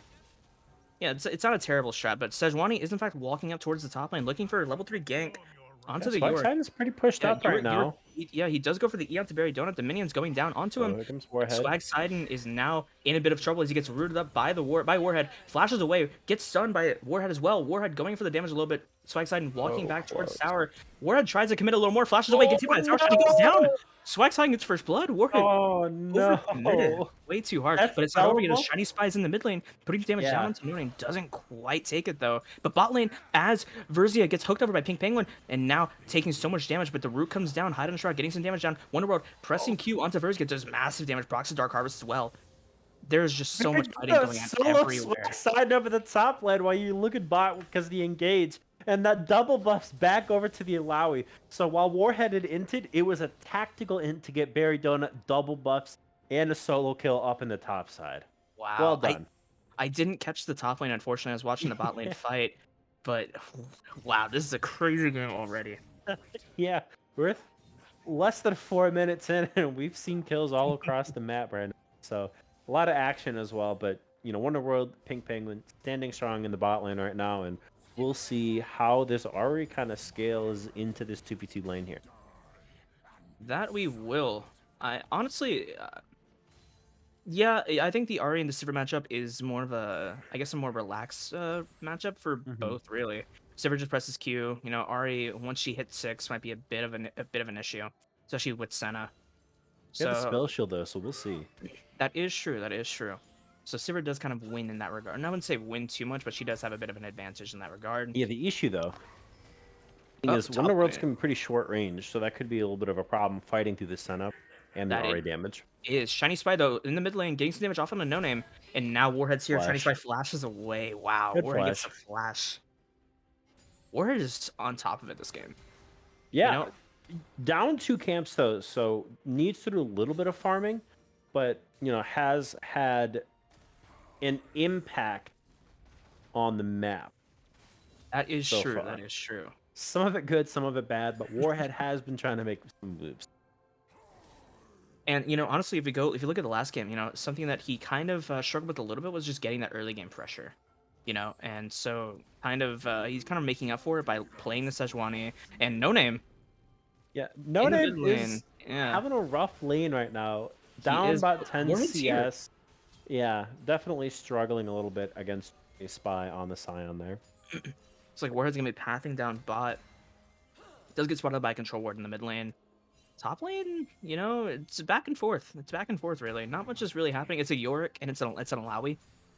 Yeah, You Lowy don't hurts, really. but She does. Oh, but when bot lane Yorick though. gets going, Looks like they want to fight. The Senna is in the shroud. The Thresh Lantern comes out. Ari charms Warhead. Warhead getting some damage out. Does hit the sun. Thresh flays back. Ari flashes away. Hide him shroud. Brizzy is now in, but DeAndre Jarvan is also in the middle of this fight as he's now going in on Wonderworld. Wonderworld flashes away. Pink Penguin and Warhead now here though. Wonderworld one shot. And now DeAndre is so low, but Pink Penguin gets charmed and taken down by Hidden Shrouds. And now they're looking to turn it here. Warhead goes back in onto DeAndre. The Silver Q just barely misses. This is a pivotal Silver Q that you need to be landing here. As we talked about earlier, if you don't land a Silver Qs, you don't get any damage out. Wonderworld misses that pivotal Q that he could have had to kill DeAndre Jarvan. Now DeAndre Jarvan is going to take the Honey Fruit and just heal up back in the bot river as Warhead goes to take some camps. yeah, Ari hit the one ability that Ari needed to hit, which was Charm. So Hidden Shrouds does pick up that kill on the backside of that, as they That he were looking does. to retreat. And while we were looking at the fight bot lane, Barry Donut does solo kill Swag Side again up in the top side. How did I So miss that again? yeah, yeah. Every time Wait, there's DeAndre action Jarvan in the may bot die lane, to. they're fighting in the top lane. Yeah, DeAndre Jarvan almost died to Dragon. it's He smite had for to the smite a health. little Yeah, early. He did, yeah. He yeah. had to smite for the HP. No one in the area though. So, but I mean, that's an Yeah. objective. So they're on the Yeah. board with that. They did get that as well as the kill on the Ari in the bot lane. But it's looking a little rough when your split push Yorick is struggling up in the top side, but only down a couple CS. So Swagsidon is surviving up there. That is true. And realistically, all the York really needs is a hole breaker, and he could have 24 deaths, and he'd still True. be very useful for his team. So, Yeah. despite the fact that the Alawi has 2 kills, I don't really think it's that big of an issue for the side of water as a whole. It won't be an issue until much later on, whenever the Alawi does start joining the team fights. But as of current, all the York needs to do is just get as much gold as possible and just farm up a little bit. Get that hole breaker. Yeah. Warhead And is topside though. It's like nothing's really gonna happen from it. So I'm just gonna go ahead and grab the Scuttle Crab from the top side, and Warhead's gonna back. yeah, and we see kind of some CS differentials accruing across the board now. So now that Berry Donut has picked up some CS, is up a little bit. But the big story is the difference in the mid lane, 65 to 49 CS, and the bot lane 49 to 60 as well. So, That is trading a true. little bit back and forth with these lanes right now. And something I want to take note of is the fact that while Barry Donut is taking these plates up in the top lane, Swag Sidon and DeAndre have just been grabbing Rift Herald. Meanwhile, Chinese Spy has been mid, and a fight is now breaking out as Barry Donut gets taken to the Yeah, York Berry wall. Donut could be in Swag trouble Sidon's here. soul does get taken away, but Alawi pops the R. Swag Sidon backs out away, flashes, and now DeAndre is in the fray as he presses Oh R my onto Barry gosh. Donut. But the Alawi No does so much way. damage. They stand in the tentacles, but DeAndre finally gets the kill onto her. Oh no, Swag Sidon was out of that fight, just didn't sidestep the tentacle there, and that's a 3-1 Alawi up in the top side, and what was a 2v2? That it was. It was a very interesting fight there. That But they're gonna answer the transpired. hull breaker with a hull Oh, breaker. It does seem that way. And it looks like the game has paused for a My, moment. my game has frozen as well. Yes. 9 minutes and 5 seconds on the clock here. A couple of objectives, just coming up. Yeah, And I don't know if there's a pause, maybe. Oh, okay. Oh, We're and back. we are 7 back. seconds? Are good. Yep. Okay, I 10, don't know what that 11, was. yeah, Yep, we're good. yeah, I don't know we're what that good. was, but we're back. Yeah. I believe that they had a pause in game, so the league Yeah. client likes to This didn't show recompense us for it. that. Warhead is hovering bot side now, taking the Krugs. Might be looking for a tower dive, perhaps. Verzia is half HP, Hidden Shroud, half mana. Ooh, Hidden Shroud is now below half HP as Wonderworld lands a pivotal Q. One more Q, and he procs the Dark Harvest. And Hidden Shroud is now in a dangerous position if he were to get hit by that. But the Scion R into the mid lane Yeah, tries to go flash for from no No name. Name. Yes, the flash was very good, but Warhead is now bot. Oh, He with has a 6. charm. Nothing they quite couldn't hit happened, though. He Hoto. just walks away. Yeah, good sidestep though from Hidden Shrouds not to get connected. The death That sentence. was the Rift Herald dropping mid. Oh, bot lane though, as the Warhead and Pink Penguin both get rooted. The tower dive coming in now. Sen are propping onto Hydron Shot. Hydron Shot just Oh, barely able to get jeez. sent by Warheads are tower shots coming in. Heal goes out. Oh. And so much heals are going Sen down is here. the Pink tip. Oh, Penguin the just Q, barely. you gotta hit the Berzia, Q. Oh, Berzia no. does trade it back with Pink Penguin, luckily. But man, both of them go down. One of them are pretty low, and Warhead are both low as well. But nobody's Yeah. here to really make up for Wonderworld it. just the, the the skill shots have not been there from Wonderworld. We talked about that No. earlier, how you have to hit it, and unfortunately, the boomerang blade has been missing a little bit in these fights. But if Wonderworld does hit that, 2 quick kills, everyone survives. Just a little unfortunate, like all your damage is front loaded on one ability. That is very true. That is very, very true. It looks like Alawi's actually Barry Donut's Yeah. just beating on Swag side. Look at the plates. Yeah, meanwhile, top side. Yeah. And he doesn't sidestep the tentacle. Swag Oh side is no, another one. Barry Donut That's takes him down. Barry 4 Donut solo takes- kills in the he top takes side the top and tower. the turret. Yeah. Yeah, I mean, this is- what do you do though, right? When you pick the York top lane, you are looking to never group, right? right. You're not going to have much of an impact. But now you can't do anything in the side lanes because Barry Donut is just slapping you around on the Alawi, and Alawi has so much more that she can offer to a 5v5. I don't know what you do if you're water.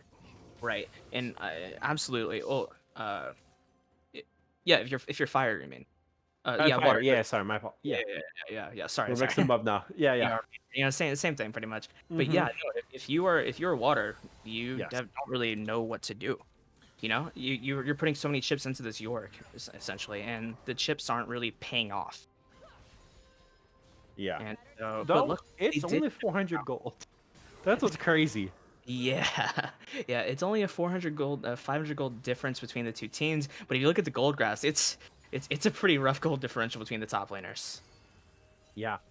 It is Well- very rough. But they are going to take this Hextech Dragon in the bot side, which is very good. They're going to get this. They might be looking to fight, actually. Wonderworld doing a Surprised. Q out. They do get the Dragon, Yeah. so they're going to go ahead and back off a little bit. Unless Warhead just goes for something here. Berzia and DeAndre kind of caught out. DeAndre walking out. Sivir presses R. Oh, this could be here it. they This could be a come. really Yeah. nice play here. DeAndre DeAndre Jarvan could be in trouble getting here. beat down. Pink Penguin beating on the clone for some reason, but Hydron Shroud is here. There's just so much mobility. Sign on the backside though, they could get pinched here. That they could, and Berzia takes down Pink Penguin, going in for the root. Charm goes down, Nonan going down, and Chinese Spider taking down Warhead, looking for something to do here. Warhead running away as fast as he can, running for the hills. Hydron Shroud looking for something. Berzia R is onto Wonderworld. Wonderworld low HP. DeAndre trying to go for the kill as well. Warhead just barely. Oh, he gets charmed in the dead tower. Sivir. DeAndre takes Yeah. down Warhead, and Warhead. the Wonderworld charm on a gets turret. down. Warhead gets charmed on the turret, queued, autoed, and downed All right, well, by the water. you know what the one thing that Fire did? They fought without the member who has all the kills, right? Alawi was up in the top side, doing what Alawi does best in the silent, and they opt in knowing that No Name is significantly far behind Chinese Spy in the mid lane matchup. Bot lane, while they aren't behind, it's it's early game Sivir, right? You're not doing a whole lot of damage right now, especially against Chinese Spy. And really good flank coming out of the Scion, using that ultimate to get behind everyone, and with a hull breaker, able to start knocking down that bot lane turret. Absolutely. And speaking of turrets, Barry Donut is just half healthing this turret Iden already. Shroud's is here Hydron Shroud though. is here. He could go for a charm, completely whiffs it. And they're just gonna take down some tentacles as Hydron Shroud backs away and gets the sad B emote. Yeah, I'm gonna be honest with you. I feel like that was kind of even if that hits, I don't think Iden Shrouds wants to go in on that fight, No. right? I No. think that was a half-hearted attempt. Like, yeah, I'm here in the area. I'll help you out a little bit, but at the end of the day, I think Barry Donut just lays the beat down on both of them. Right. And speaking of beatdowns, really, No Name, he's been doing pretty well in the mid lane. All things considered, he's had Berzia and Hydron Shrouds in the mid lane for almost about 5 minutes at this point, and he's handling it like a champ. He's 95 farm, not too much, but still more over Hydron Shrouds, and he's been doing fine overall. He has a Lost Chapter, Blasting Wand. Oh, but looks like Verzia's trying to do some damage on the Warhead here. Oh, Defend the no. control of the top lane. Wonderworld's gonna get run down though if he's not Yeah, careful. he is. Shiny Spy. Ooh, He Shiny doesn't have Spy- the ult though, so No, he Wonderworld is able to walk away. No, or not. Oh. As Shiny Spy does so much damage. Maybe Pink Penguin not. Yeah. Laying away. What is that ult off cooldown? It is off cooldown now, so It is indeed. Hide and Shroud, though. What is he? Oh, the old bot lane. oh, there it Chinese comes. Spy ulting on the Pink Penguin. Oh Pink Penguin blocks no, it. Hide and Shroud. Oh, 1v2. oh, he flashes Good flash. and gets Good hooked hook. by All them, but he's right. so tanky. Yeah. Their attacks What are are you doing gonna basically do? nothing, but the Yeah, it's TP the from Barry Bobby Donut, Cinder. Barry Donut, the 4-1 Alawi with Divine Sunder and Hullbreaker has joined the fray. He's looking for Chinese Spy to try and do something. He's going to take the wave instead. 42 What gold is under his Swifty pocket. Boots? What are you gonna Oh, do? and the soul has been taken by Chinese Spy. His Alawi soul was yoinked away. And he's going to have to be on these tentacles a little bit, try and dodge them just a tad. Yeah, Chinese Spy will walk away. We'll be all right though. He will, but he's But giving up that'll the be tower. bot turret. Yeah, but they did have to burn teleport, so we'll see what York can kind of do up in the top side. Unfortunately though, that tower is pretty much full health up there. So DeAndre trying to fight Alawi, trying to fight Barry Donut. Wonderworld just Super ult pressed to get his them R. out, High though. Shroud is just caught out oh, that's a completely. lot of damage. Yeah, but Verzia Yeah. does ROA. Buried Shroud is half HP. This could be That's a turnable. He's root coming through though. Chinese Yeah. guy walking in. He wants to. Barry Donut Sweet. flashes away. Barry Donut is just Ooh. he's caught out here, but Warhead just barely good saves him. ultimate. Doesn't quite though. As It's not gonna be DeAndre enough though. kill onto him. Yeah, absolutely. Absolutely. That was a nice kill that Water needed, to be honest. DeAndre Jarvin's not done yet though. He wants to continue, and he just takes Oh my down god. Penguin. Yeah, that's a 4-0 and 4 Wukong, doing a lot of damage here with that Divine Sunder completed already. So if they're up in gold. The Ari pick not looking that bad right now, to be completely honest with you. They had kind of a, I want to say it was a more passive laning phase that they got through off the back of the Sunny healing, and Chinese Spy able to just run the not the Divine Sunder, the Hullbreaker, my apologies, and just split push with York up in the top lane. So we'll see. Alawi hasn't had much of an impact aside from the 4 solo kills up in the top lane, but York is just free to kind of hang out with the success of the rest of the map. Yeah, but although the fact that they do have a gold lead now, something to take great note of is just the tower state as a whole. You know, I mean, you have your top lane tower. Actually, honestly, looking back on it, the tower state's kind of fine, aside from the top lane, which is pushed. Yeah, up you're only down into one tower right now. already. You have Yeah, both dragons too, and it'll be Right. Ocean, which is great for split push, right? Like if you want, very you know, true. if you want something, you want it to be this Ocean, kind of heal yourself up after taking some trades and just able to put so much pressure in the silence. but But the that fight going Victor's down starting to here- do damage. DeAndre Jarvin's so low, clone rather. DeAndre Jarvin does take a little bit of damage. Chinese Spy gets hooked away by the Thresh, but the fight's happening here. Dragon gets taken down to such low HP. Chinese Spy in the middle of the fight, but Warhead is super low, flashes away. But now he Chinese presses so R onto No tanky. Name. No Name. Yeah, he's so tanky, but Barry Donut has joined the fray. He presses R, and everybody is now dropping like flies. Barry Donut healing for so much, taking so much damage as a whole. But here we go. Here goes Pink Penguin, taken out by DeAndre Jarvin, flashes away. And now Wonder is going for Verzia. Autos her once. Flash, Gets good flash. rooted, Oh and no. Sunshine does get taken down by Warhead. Warhead is just everywhere at the moment. He's providing exactly what he needs to do. The follow-up CC to provide for his team. But while this is all happening, the York is doing his job. The fact that Water did so well in the 5 versus 4 means that Swag Saigon can just walk up top lane with this massive minion wave and just take these towers. He took the first one. He's going for the second one now, and he might be able to just get it before the Alawi even gets to lane. Maybe that was wishful thinking because it's only half HP, and Barry Donut is now here. A lot of damage done. Swagsun's gonna greed for this, I think. And just gets the tower. Yeah. There's nothing Barry Donut can do about it. As so I just Welcome to York Gaming. wait, that Yeah. is as peak York Gaming right there. All right, so they lose 1, they pick up 3. They do get the dragon. They lose 2 turrets at the top lane, but they get the mid turret as well. And more importantly, they stop the Ocean Soul stacking. So while this game's about a little over 1,000 separating these two teams, this is still anyone's game right now. Absolutely. What I once thought was a bit of a questionable draft from Water is now turning into, honestly, a very fun team to watch. Yeah, it's been interesting, that's for sure. It has, and honestly, like you said, it could be anybody's game. I'm personally, I want to see, these crazy Yorick split pushes. I'm actually a massive fan of Hullbreaker. I think that it contributes a lot to the game, and I think that the split pushing that it adds to it, it really heightens the game state as a whole. My issue, though, right? Ari is a very mobile assassin, but because you played them in the 2v2, Ari's down in gold, down in farm, down in XP and items right now. So I think Hidden Treasure is a good Ari player, but I feel like you're almost kind of nerfing your potential to play the pick by putting it in this 2v2 lane, Hold on. kind of causing problems. Yeah, we could. Pink Lane with flashes away hooks, so DeAndre Jarvin presses R. Verzia picks up the kill. goes for Wonderboard now. DeAndre Jarvan presses R one more time, gets charmed to the R. DeAndre picks up another kill. That's a Sivir and the Thresh down, but Warhead's now in the mid lane. He's got out of here. He gets rooted by the Senna. They could go for something here. Arya tries to get the Q, barely, but Warhead presses on hard On to the get turret though. Oh, that's such a good all from Warhead. Oh my gosh. Warhead is just doing incredible this game, but Chinese Spy though, fighting No Name, presses R into No Name. The ultimate. Presses Q. Oh, but it's get interrupted by Warhead though. Warhead saving No Name just barely. No Name gets the shield, and Chinese Spy goes down. Can he do some damage though? Walks around to the base. Warhead rooted. Now DeAndre Jarvan takes down No Name. DeAndre Jarvan also looking for a kill on the Warhead. Stands on top of the Thresh Lantern. Berserker takes him down, but now DeAndre is stuck inside of their base. Senna just barely heals, but no, Thresh takes him down with the auto attack. But looking into the top side tower now on the side. Meanwhile, we got a scrap up the top lane. Baridona and Swagsidon are throwing down as Swagsidon gets his soul taken from him by Baridona, and now no, we've seen this happen before. Heintrads is here though, so he is.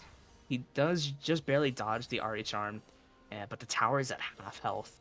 You know, Baridona just hit it once or twice, and that tower is already at half HP, and now he's gonna let the minion waves just push right back in. This is the power of the 5 and 2 Alawi. Yeah, there's been so much emphasis on Baridona up in the top lane, but I think one of the unsung heroes right now for Fire in this game is Warhead on that Sejuani. We've seen Warhead make phenomenal picks with that ultimate, right? Glacial Prison has been such a good tool that Warhead's been using. Catching Arya under the turret, able to catch out the carries, and then we saw Warhead almost save No Name in interrupting Chinese Spy. Just been a kind of a monster on this Sejuani so far in this game, and you really like to see it. Yeah, something I wanted to notice, I want to take note of that I just noticed now, the Silent Belt Holt Breaker. Yeah. I was saying that earlier. Yeah, so there's two split pushers. They don't want to group for these fights, but they're kind of doing it now. But they're up in gold, so you know what? If it's working, it's working. Just, you need to be careful about playing your map, as they've selected Chinese Spy to try to match Baridona up in the top lane. That is very true, and honestly, I think Chinese Spy has better chances than Swagsidon at this point. So ideally, you want Swagsidon handling No Name. Maybe bot or in whatever lane at this point, because he has a better chance of taking out the relatively smaller health bar of the Victor as opposed to the somewhat massive health bar of Alawi. But what bugs me? What's that? Do you see any heal cut on the side of water right now? No. All right. So you've been getting run down by an Alawi all game. There's not a single Bramble Vest. There's no heal cut. Nothing on the side of water, and that's why Alawi is just running over them. Absolutely. Speaking of the Alawi is throwing down. Baridona fighting with Chinese Spy, but if you look to the mid lane now, DeAndre Jarvan gets shielded by Verzia's R. Lots of scuffles happening, but nothing really coming from it. As DeAndre Jarvan's walking in, he wants this dragon, but Chinese Spy wants to defend his home, defend his territory, defend his base, but Warhead wants to go on the aggressive. DeAndre Jarvan popping his clone a little early as Warhead gets lanterned away.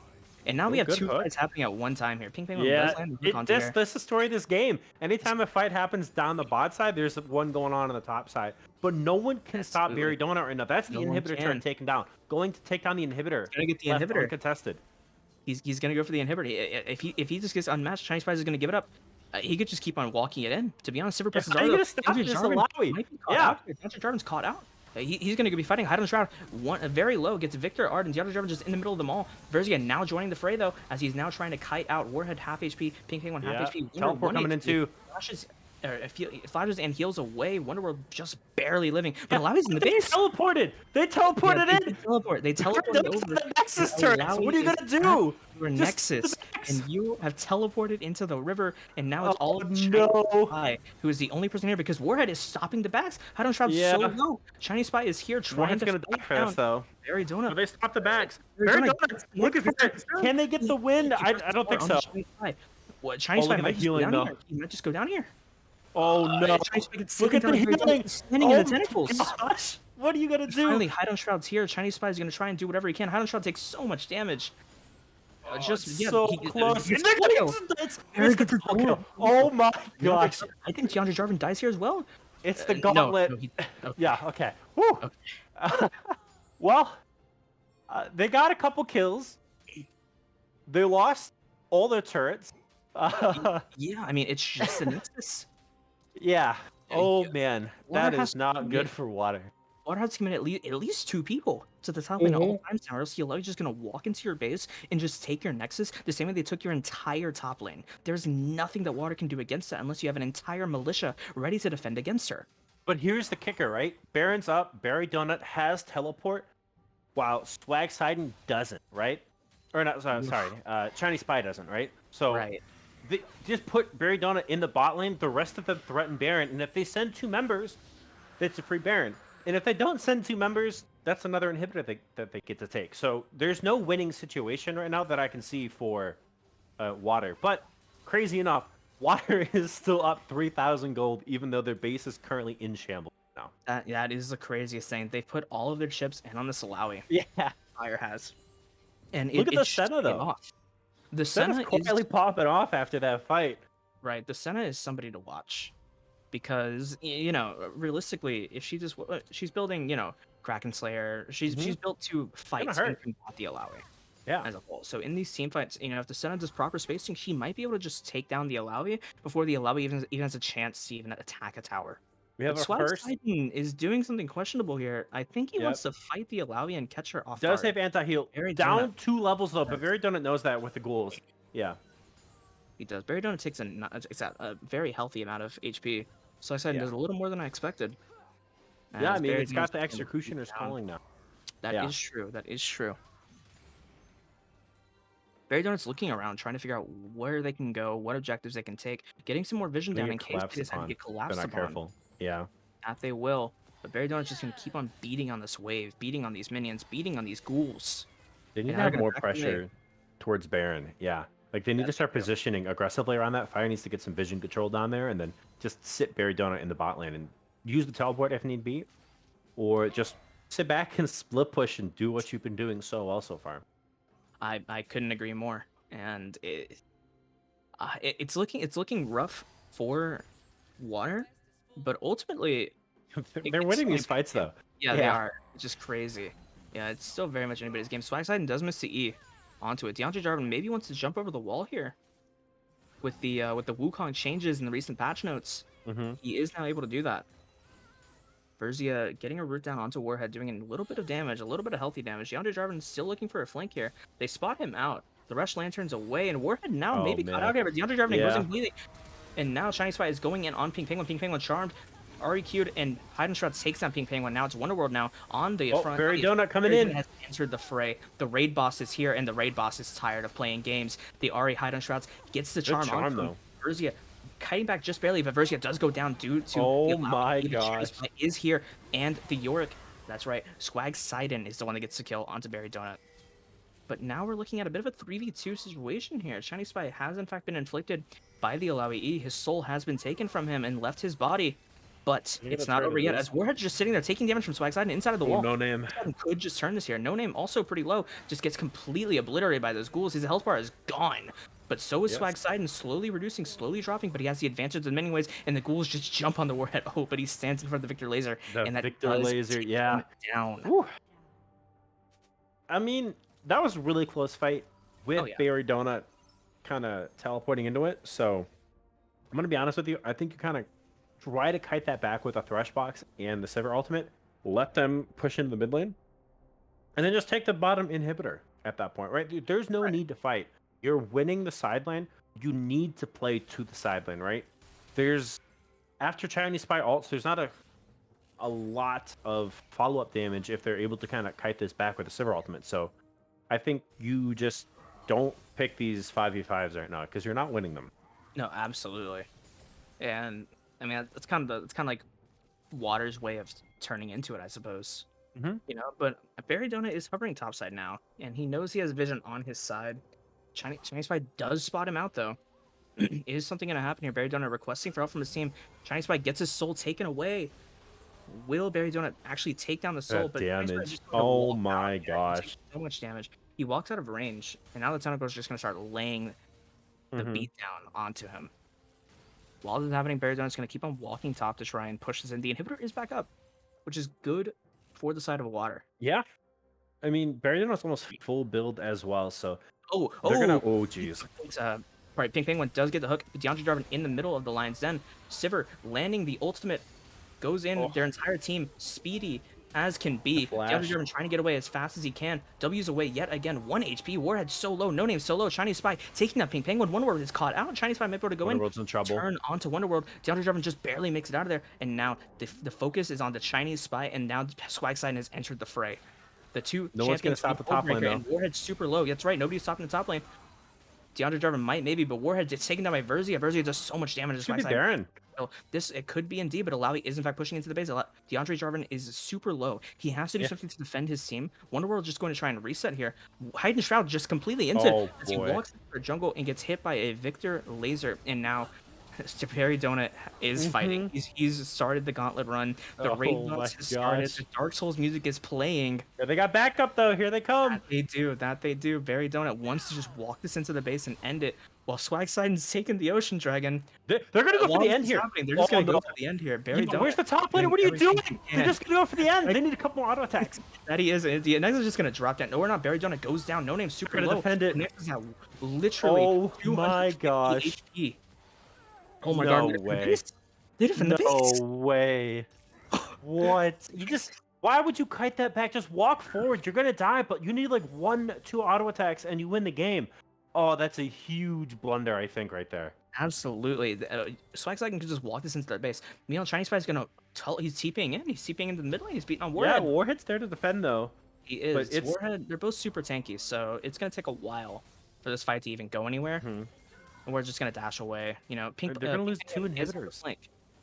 They're gonna go for the Baron as well. They're gonna go for everything on the map right now. Get death timers are at 20 seconds. Chinese Swag Spy. Side's he's going for a turret. Yeah, yeah. Chinese Spy is in their base. Who's gonna stop him? Yeah, Side they're is going for the end here too. Oh my god, Spike Siden's is going We for got the the end. Hullbreaker intake, the teleport as well. This could be game. This could be game. This could be it. The Nexus Tower is dropping. Nexus Tower is dropping. It's just the Nexus left. Chinese Spy, Swag Side, and all beating on it. Warhead going down, but Alawi Barry Donut has entered the fray now. It's just Verzia and Hide on Shroud. It's just up the Verzia now. Chinese Spy beating on the Nexus, and that's it. They just take it. Water wins.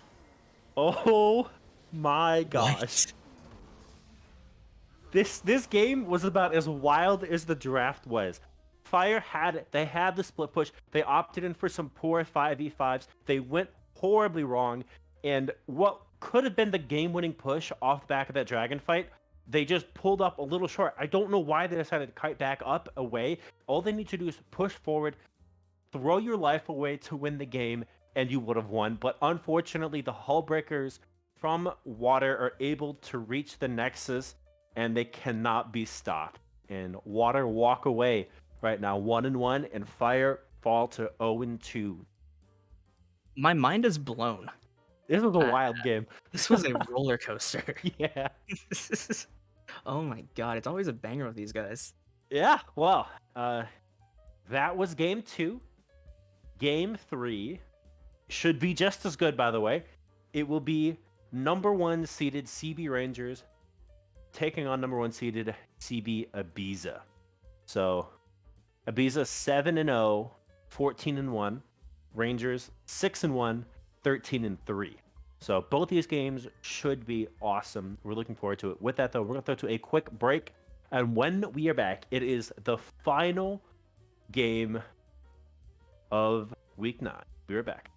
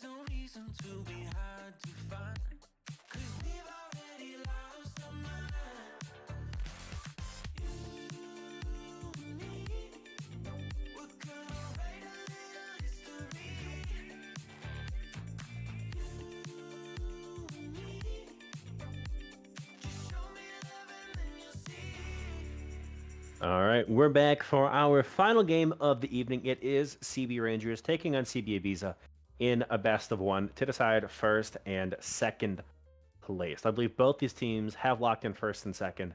Everyone seems to be off rolling in the lobby right now, and we are going through with bans. Zareth, Janna, and Wukong have all been removed thus far. Yeah, this is gonna be an insane game. I can already tell. They were talking in the post-game lobby, saying they were gonna try and make this a bigger banger than last game, if that was even possible. I have So no idea. it's We'll see. I like the energy these guys have. So based on just the way they're talking, the way they're chatting, I'm a big fan of their teams already. I'm excited to see what kind of energy they bring to the table. I believe they have minus bans though, which is why they're not banning anybody. I could be Maybe? wrong. I could be wrong on this. I believe they lost 2 bans. We do have confirmation on that. So we're getting the Swain ban. You know, Okay. lots of supports here. Yeah, so this is. I'm gonna be honest with you. I'm not gonna pretend like I know what's going on at this point. No one lines up in the role that they pretty much play, so everyone's kind of off rolling here. So at this rate, we're just gonna kind of go with the flow and see where it takes us in this game. Oh yeah, this game's gonna be a vibe, and I'm all here for it. The 3 support bans were questionable, but you know, I'm not too big a fan of Janna. You know, whenever I see a Janna on the enemy team, I also just hate everything. But the LeBlanc LeBlanc, lock-in that and was such a fast pick. Garen Garen Yuumi. Yuumi again. Oh no, we've seen this before. Oh no. We are speed running draft right now. The Senna locked in, the Scion Set locked in. aside LeBlanc already locked in as well. This is Oh, rapid man. fire. Lulu. So do you think that's a Lulu top lane? I think this is a Yuumi jungle. You think it's a Yuumi jungle? I think this is a Yuumi jungle. And it might be a bit of a hot take, right? But Yuumi jungle, there's something there. There's something there. There's something in the jungle. Whether or not it's good, we will be determined on the rift, I guess. But That is true. this is definitely. I mean, Lee Sin's removed. I don't know if anyone plays Lee Sin. I think if Lee Sin's up, you give it to Barak. see what he can do with it. What? Oh, yeah, let's look. Has Barak played Lee Sin at all recently?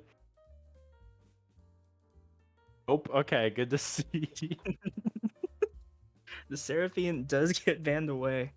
I guess Rangers, you know, they really just want to take out the support. support. Yeah, they just Do you really think they're hate going for like a support. 4-5, or 4 supports with the Garen? What do you think? Ooh, And just like Garen run at people? that actually might be it. Oh, That actually might be their I think strat. maybe Karma's the next one that they ban. I feel like Morgana would be a pretty decent pickup here if they are going to pick up the Garen and just black shield the Garen and just let him run at people. Yeah, and the Morgana does get banned away. Yeah, The there Bard you go. also taken away. Ibiza does take away the Bard. All right. This is yeah, I'm actually very excited to see the lock-ins here because you have Rangers playing a kind of normal comp, pretty standard actually so far, and then you just look over to Ibiza, and you have the Giga Chad Garen, you know, you have the Yuumi, you have the Lulu, we have The the Anivia Anivia lock in as well. What? I don't know anymore, man. I think it's the Anivia mid lane. It has to be. It has to be. What are okay? I'm gonna be honest with you. If they play Yuumi jungle, they're trolling, right? Do you think it could be a Yuumi Garen bot lane? We could see a Lulu jungle. I've seen it before. It's not great, but who do we think's jungling at the moment on the side of Ibiza? Realistically, the jungle. This is a really hot take, right? The jungler is either who is about to pick, right, who is not locked in yet, or it is Yuumi. It could be Garen too, though. I feel like Garen would be okay in the jungle. It could. Rengar. Yeah, Ashe and Okay. Rengar both get locked up here. I mean, Ashes are actually a good pick right now, right? Which Yeah. is weird that we haven't seen that much Ashe because, you know, Zeri has been nerfed on this patch. So probably part of the reason. But Ashe does really well into the vast majority of ADCs. And the Kindred locked in as jungle, well. Yeah. So Pretty. my guess, Garen top, Yuumi Lulu bot maybe? Maybe. There's but no way. Maybe it's like Lulu mid and Nivea Yuumi bot? I'll be honest with you. I think I might suffer if I try to make sense of Ibiza's draft here. I just want to see it. True. I just want to see it get locked in. You know, figure out who's going where, That who's is playing true. what. Okay, but I mean, like Rengar we've seen recently. Rengar's in a pretty Right. decent spot right now. Asher's in a good spot as an ADC. Sion top lane, that makes sense, right? Cooper will be probably piloting that champion. Senna in the support role, doing all right. And Yeah. LeBlanc mid's going to be an interesting one. I don't know how much the Phil mid laner is going to be playing LeBlanc, but we'll see. Yeah, realistically, I mean, you could put an Iron player in here and ask him which team wins, and he'd probably tell you Rangers take this all the way. But honestly, Probably. I've seen Waka play. Sure. I think there's something there. I think Waka Waka's might. top laning. Yeah. I've seen Keep him that in top mind. lane. I've not seen him top lane. I lied, but I've seen him play. I've seen the mechanics, right? I'm thinking there might be something there. He might know something that we don't. So I'm very excited to see what he can pull through with the Yumi on top of him, with the Lulu on top of him. You know, You're, yeah, assuming that's Garen top, which probably is, right? It'd yeah, be more than weird for them to likely. put. Though it could be Garen Yumi bot, right? We could see Lulu top lane. Who knows? Definitely some questions, but we're pretty set on where we think these champions are going to be going. Yeah, Oh, absolutely. And I think that's the name of the game right now. So many questions, and hopefully we get our answers very, very soon. mm-hmm. But I do think Rangers ultimately have the up here. I think that Rengar and Senna is such a strong combo because Rengar can just leap out of the Senna Yeah, Shroud once they hit 6. So it's like a mobile uh, mobile area to leap from. I guess it's yeah. called. Yeah, It's like a mobile bush for Rengar. yeah, pretty much, pretty much. Yeah. That's what I was looking for. And so honestly, this is gonna be a game and a half. It's gonna be a game and a half. Will it be a bigger banger than last game though? Is the question. I don't know. They're gonna have to do some crazy level 1 stuff. We're talking like 5-man invades or something crazy.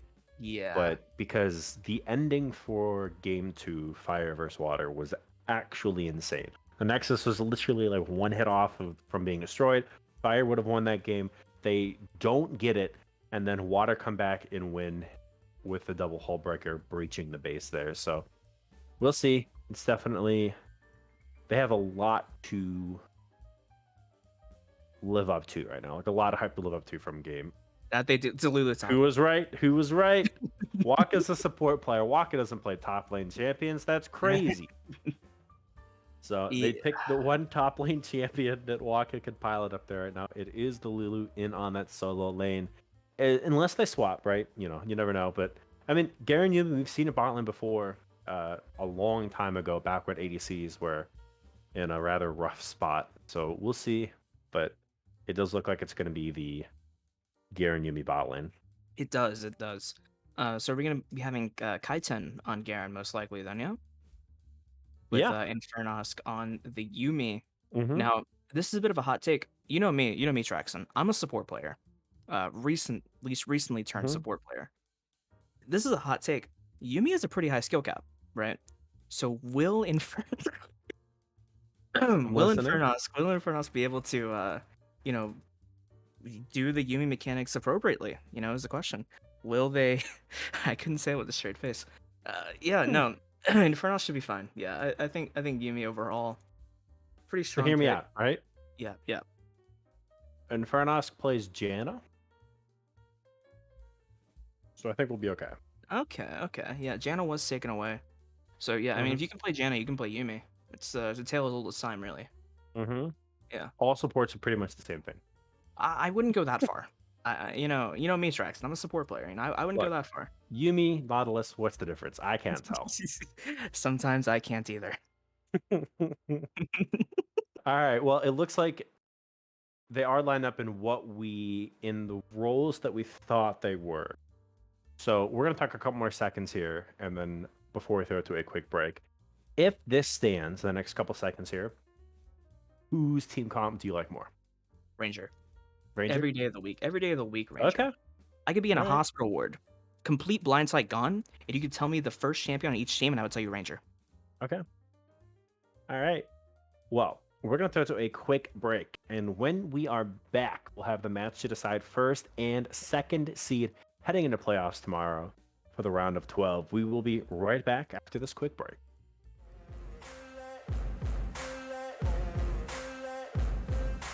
Ain't no motherfucker in this world could do it like me. Open up your eyes and insert a little rising. You don't have to love me, you don't have to like me.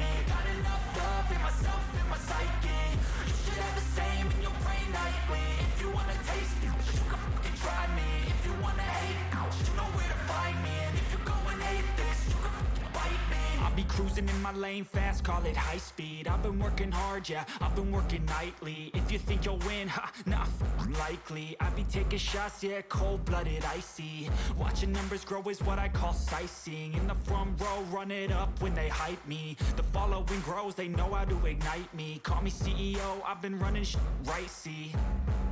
And I ain't playing games, I create my own lane, making pleasure out of pain, turning losses into gains, I'm the boss, I'm making change. I've been rocking this exchange, popping off and risking things, gonna make a name. I just wanna be famous, but I don't want that cheap fame. No, I'm not that vain, I just wanna be greatness.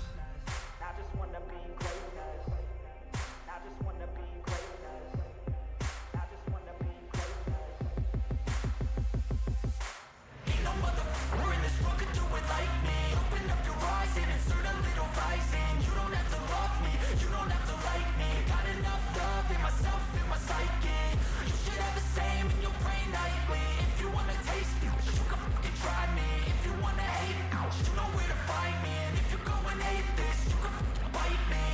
Okay, I'm going off every chance I get. I don't really take a loss, well, I'll admit. That's why I'll make it to the top, yeah, I commit. And no, I'm never getting lost, I get after it. Investing in my own stock, cause it's faster than any crypto hits go, let me spend. Everything that you see is something I invent. And it's only a percent. I'm gonna take shots. If I miss all, forget it. I'll take a fat loss just to learn all that's in it. I'm taking snapshots, learning how to fall and get it. I'm getting back up, always stand tall, don't sweat it. I never back up, I don't miss a thing or regret it. I'm always learning, you could call me academic. I'm always working, never been apathetic. That energy is like a poison, needs some antiseptic. Ain't no motherfucker in this world could do it like me. Open up your eyes and insert a little rising. You don't have to love me, you don't have to like me. Got enough love in myself, in my psyche. You should have the same in your brain nightly. If you wanna take me, you can try me. If you wanna hate, bitch, you know where to find me. And if you go and hate this, you can fight me. Ain't no motherfucker in this world could do it like me. Open up your eyes and insert a little rising. You don't have to love me, you don't have to like me. Got enough love in myself, in my psyche. You should have the same in your brain nightly. If you wanna taste me, you can fucking try me. If you wanna hate, you know where to find me. And if you go and hate this, you can fucking bite me. Ain't no motherfucker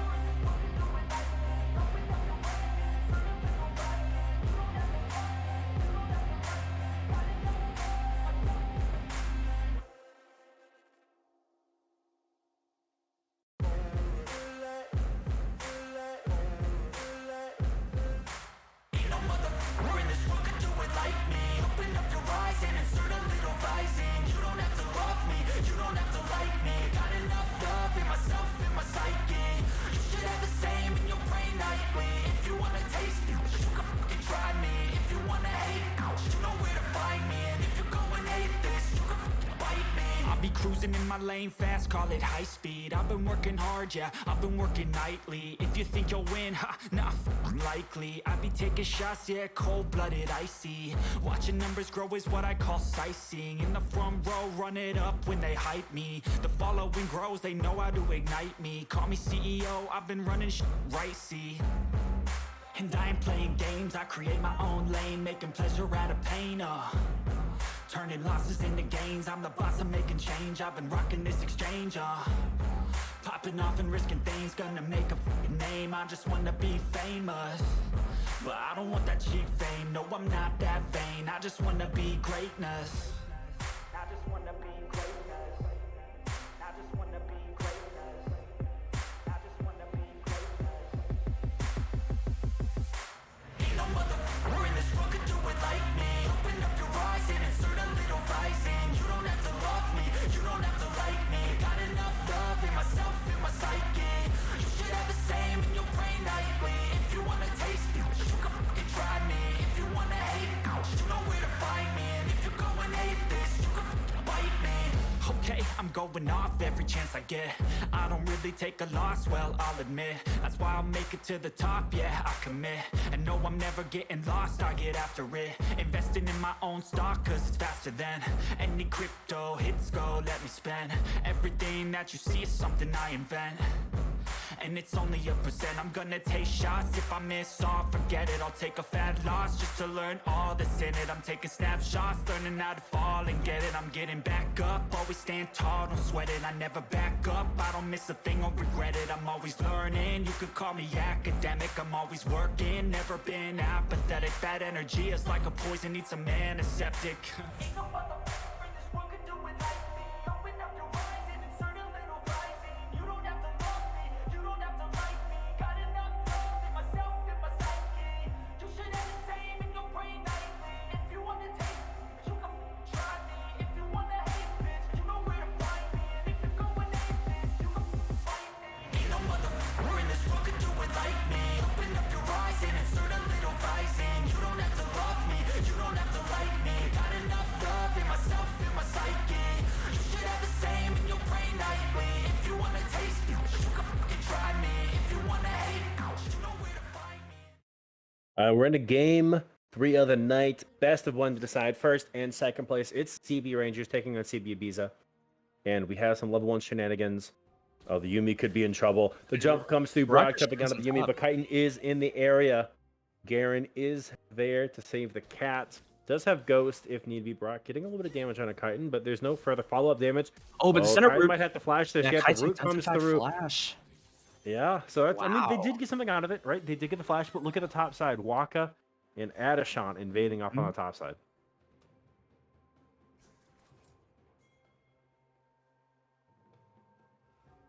That was You that see was all a chat. oh god. Okay. Yeah, it's actually Alright. really funny. Well, looks like yeah, they're just gonna go into the red side jungle. Looks like Adashan just might take the blue buff. Look at that damage. Oh Wait, man. yeah, Sidarian. Wait, Sidarian's just kind of caught out. a Yeah, little bit. Sidarian's take over the damage. I praise God. Dude, some damage on LeBlanc. LeBlanc Wait, down to half Sidarian. health. Kitin's in the area. LeBlanc's gonna have to go back. Sidarian might just be dead. Yeah. Yeah, maybe. Kitin doesn't have the flash though. Is that the real Sidarian? So Yeah, you get to oh, yeah. the exhaust or the ignite. Oh, you mean Oh, first blood to the Yumi. The cat picks it up, but there's no to the bot lane. They're missing all the XP. yeah, Do you think they no, triple buff? no way. I mean, Adashan got this, right? They need to run right to the next buff, though. Oh wait, Kaizen does get rooted by Rivered. Yeah, River- Brock doesn't know Yeah, they're just able to that they beat him. lost. Yeah, they don't know they lost the top side of the jungle, though. Yeah, he has no idea. Rivered getting nice poke on the Kaizen.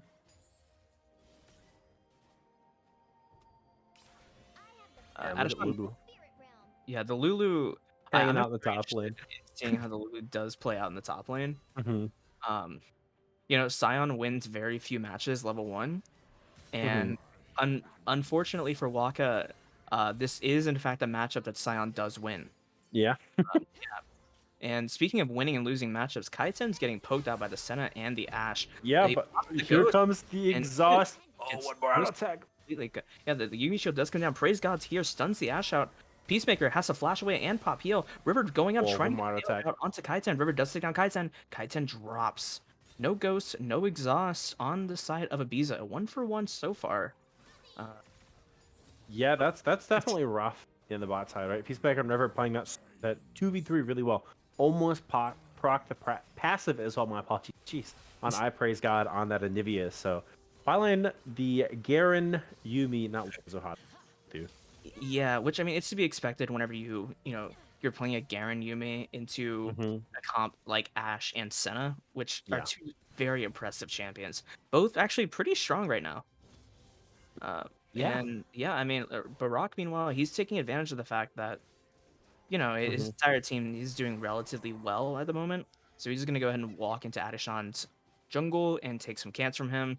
He's going to take this top crab as well. And crazy enough, the Lulu has pushed into the Scion's tower. Waka is chilling under tower with Cooper, Yeah.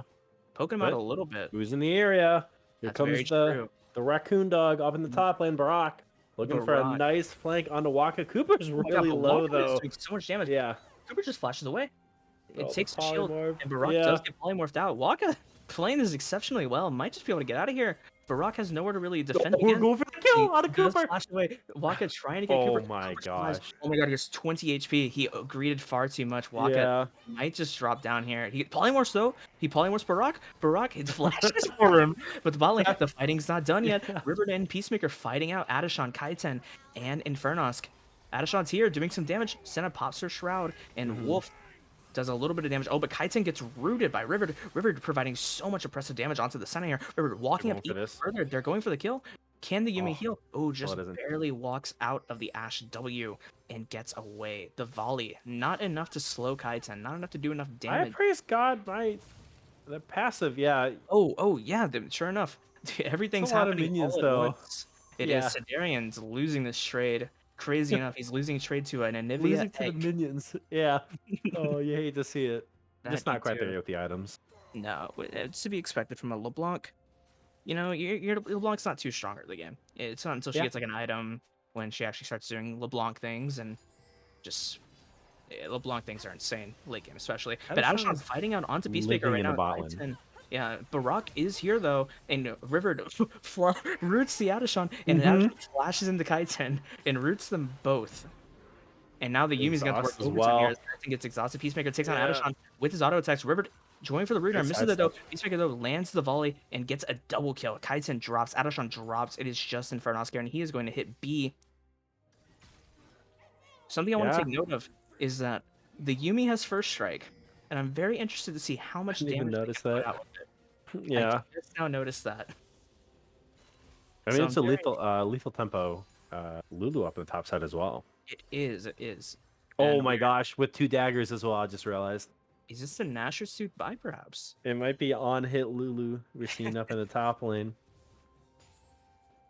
This That's is interesting. already a pretty fun game to cast and watch. You know, making 2,000 a gold big though stand. for Rangers Yeah. over Bees at the moment. Yeah, early game that 2,000 gold is essential. Mm-hmm. You know, 6 minutes in and is already that high of a Yeah, guy. that's a lot of gold. River getting a nice root on the Kaiten, 2-level difference as well in the bot lane, which is even more rough. Oh no, you got the wrong Claude. You got the Claude, not the Oh. actual LeBlanc. Oh, but it might be a nice trade here. Oh, yeah, sure doesn't enough. Ice matter. Priest now Woo. does take down Sidarian, and that's the strength of Anivia at level 6. Like, the Anivia 6 does so much damage, especially if you just stand in the R like Sidarian did. It's Yeah. very difficult to actually, you know, pull out a victory from the lap there. Yeah, Brock's doing a pretty good job actually farming up against Adishon right now. 43 to 32 CS. You know, we've seen Adishon kind of hanging out around the bot lane trying to get that going for Chitin and Infernosk, but really has been struggling down there with the kind of return ganks from Barak, kind of evening out that 3v3. That is very true. Barak, you know, he's playing against a jungler that ideally wants to farm. Kindred kind of wants to farm until they hit 6. You know, they want to get a couple of stacks off from their passive, and they, you know, they want to essentially get their attack range up with their passive. Look So how- Barak, Yeah, yeah. So Barak going into their jungle and, you know, actually combating against that, you know, taking the stacks wherever they can, whenever they spawn, you know, trying to get some more pressure onto the Kindred, preventing them from getting that extra gold. It's super smart, and it's the right thing to do, honestly. yeah, Challenge they got that bot lane. They got red buff. Like they went so deep for that. Mid But lane, Barak staring, uncontested. flash, roots on to I praise God. just drops no passive there, but Barak might go down here. No, the Nope. tower just barely, barely. survives. Yeah, That was good beautiful. gank. The Anivia did wall themselves off. I praise God did wall himself off, which was a bit of a misplay. But you Just know, a we've little all bit. been there before. You know, we've all played Anivia, press wall. You know, it happens to the best of us, really. Mhm. You know, Faker would have done the same thing. Speaking of True. Faker, though, Kaiten taking some nice damage out in the bot lane. Idashon coming over, walks over a ward, get by the, Get gets hit by rooted. the River W and by the Ashe Volley. They but could the turn Yumi this maybe. working there. Kaiten flash, Q, E's, River presses R, and that's it. Adashon takes him down with his passive, and now it's Kaiten and Infernosk It versus is red buff Peacemaker. though. Yeah, that's right. And Peacemaker does have R, and he presses it. Oh. Infernosk takes a nice volley for Kaiten here. Infernosk 1v1 into Peacemaker. Peacemaker Oh does my get- gosh, the heal. First of One all- auto attack. This is gonna get intense. This is one of the most intense bot lane fights I've ever seen in my life. The Yumi fighting for his life as much as they can, but the Yumi does go. Oh my gosh, good kiting out of Peacemaker. That was incredible. That was incredible Ashe gaming here.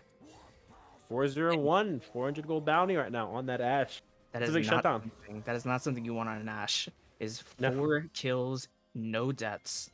This Ashe is going to be a massive problem here. And another problem that I'm noticing is this Lulu in the top lane.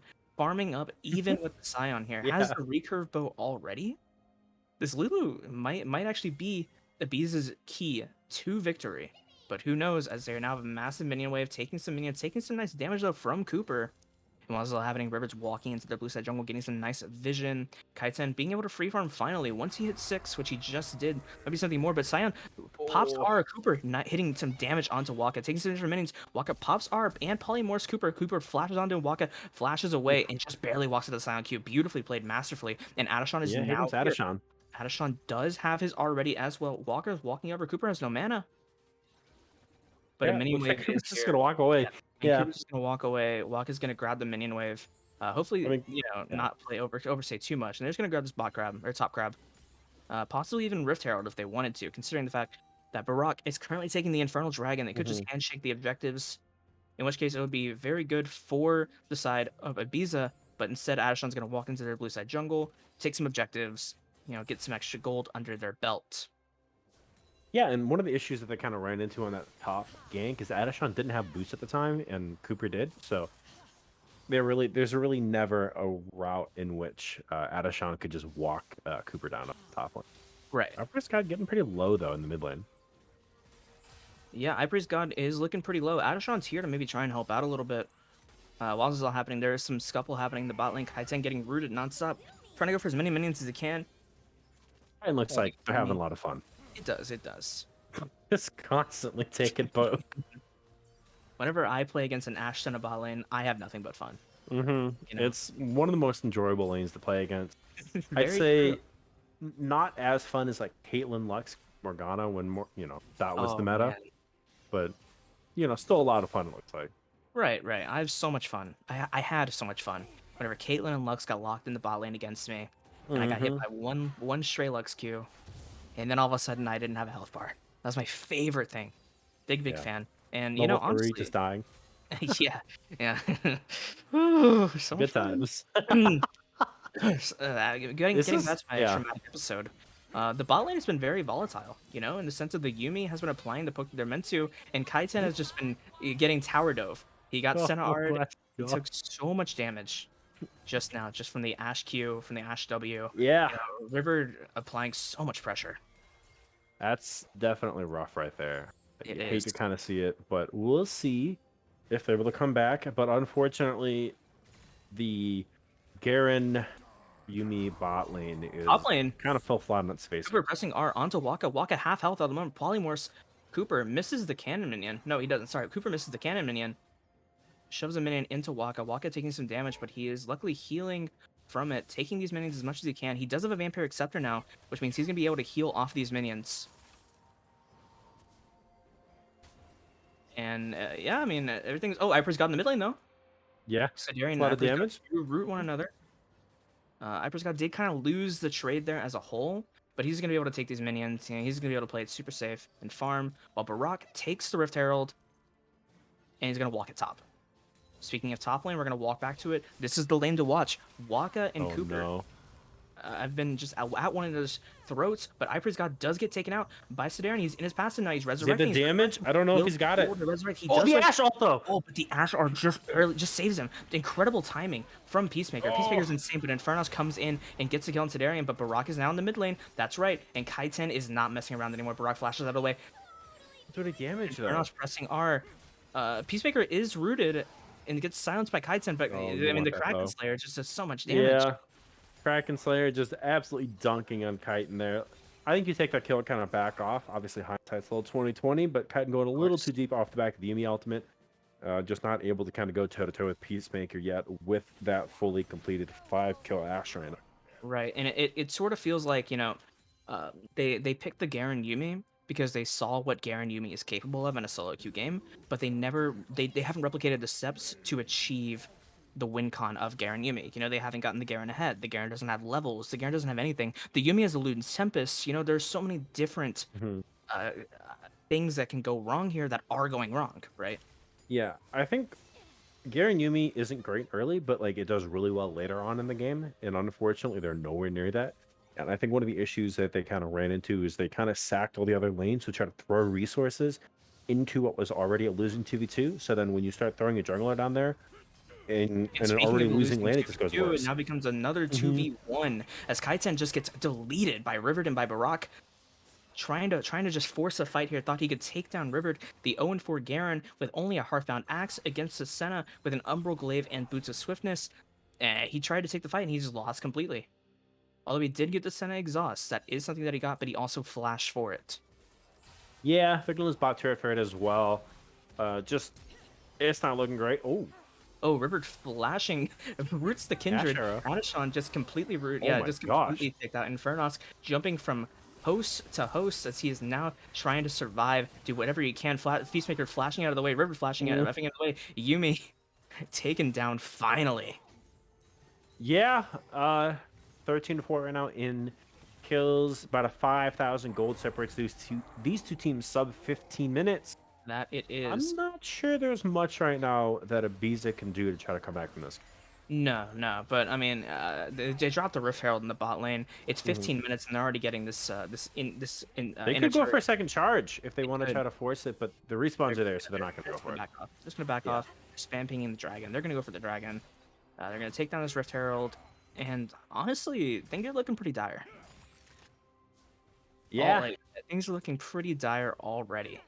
I don't want to call it before the Nexus explodes, but it's looking like Ibiza is going to be the number 2 seed with Rangers number 1 kind of heading into playoffs next week, barring some crazy 7,000 gold comeback that they're able to pull off. Right, but the 7,000 gold comeback might be in the form of Waka.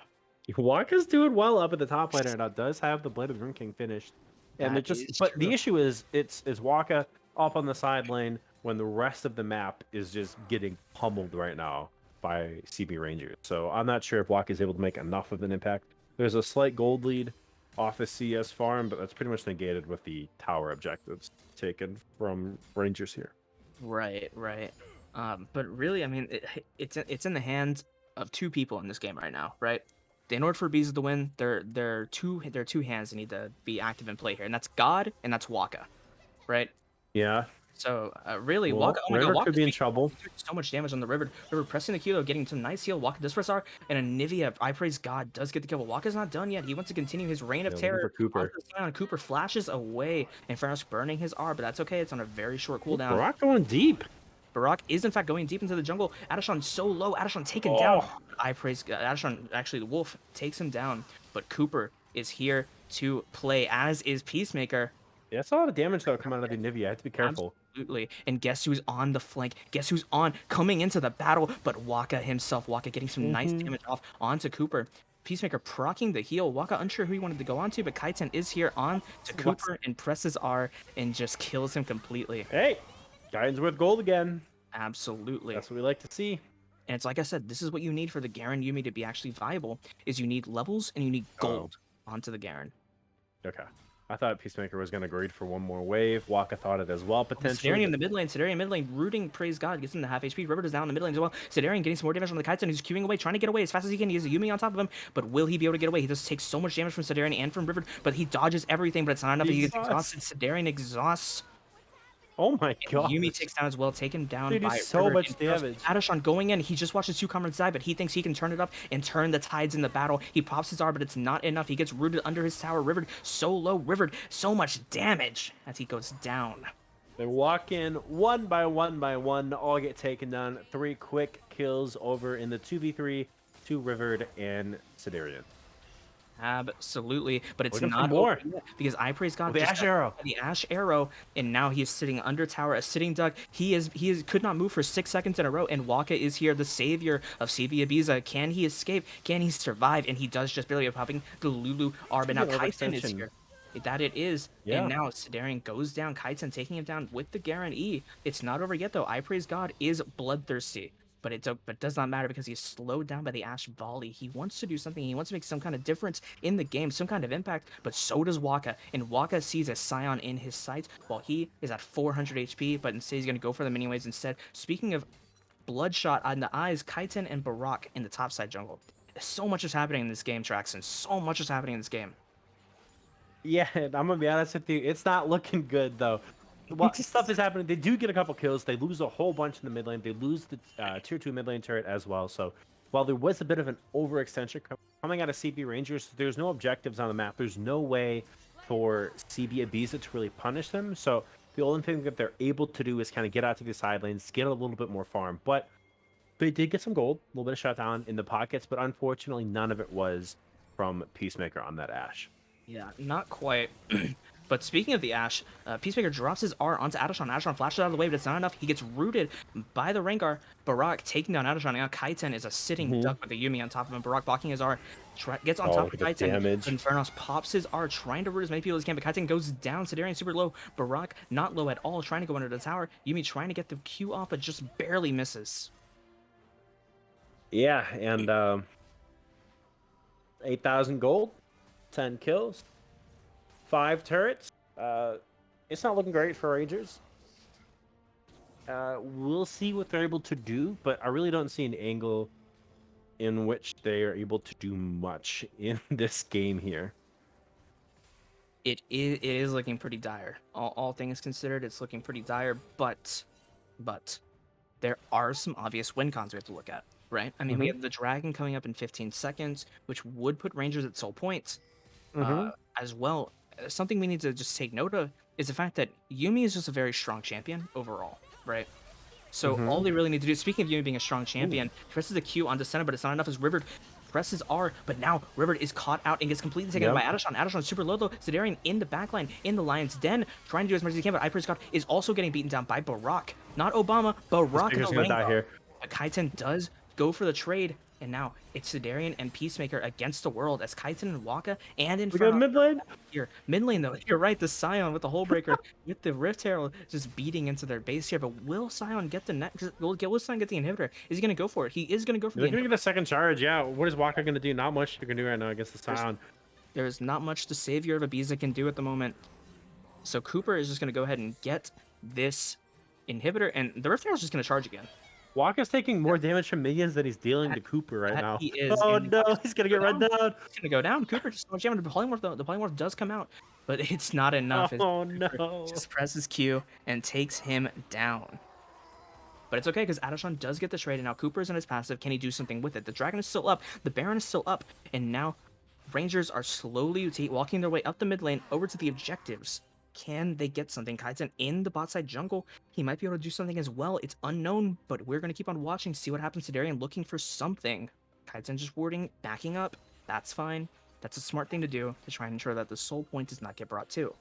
So, the good news for Ibiza is they lost their inhibitor. That's also the bad news, but the good news is they might get some more gold in onto some of these starved carries right now, right?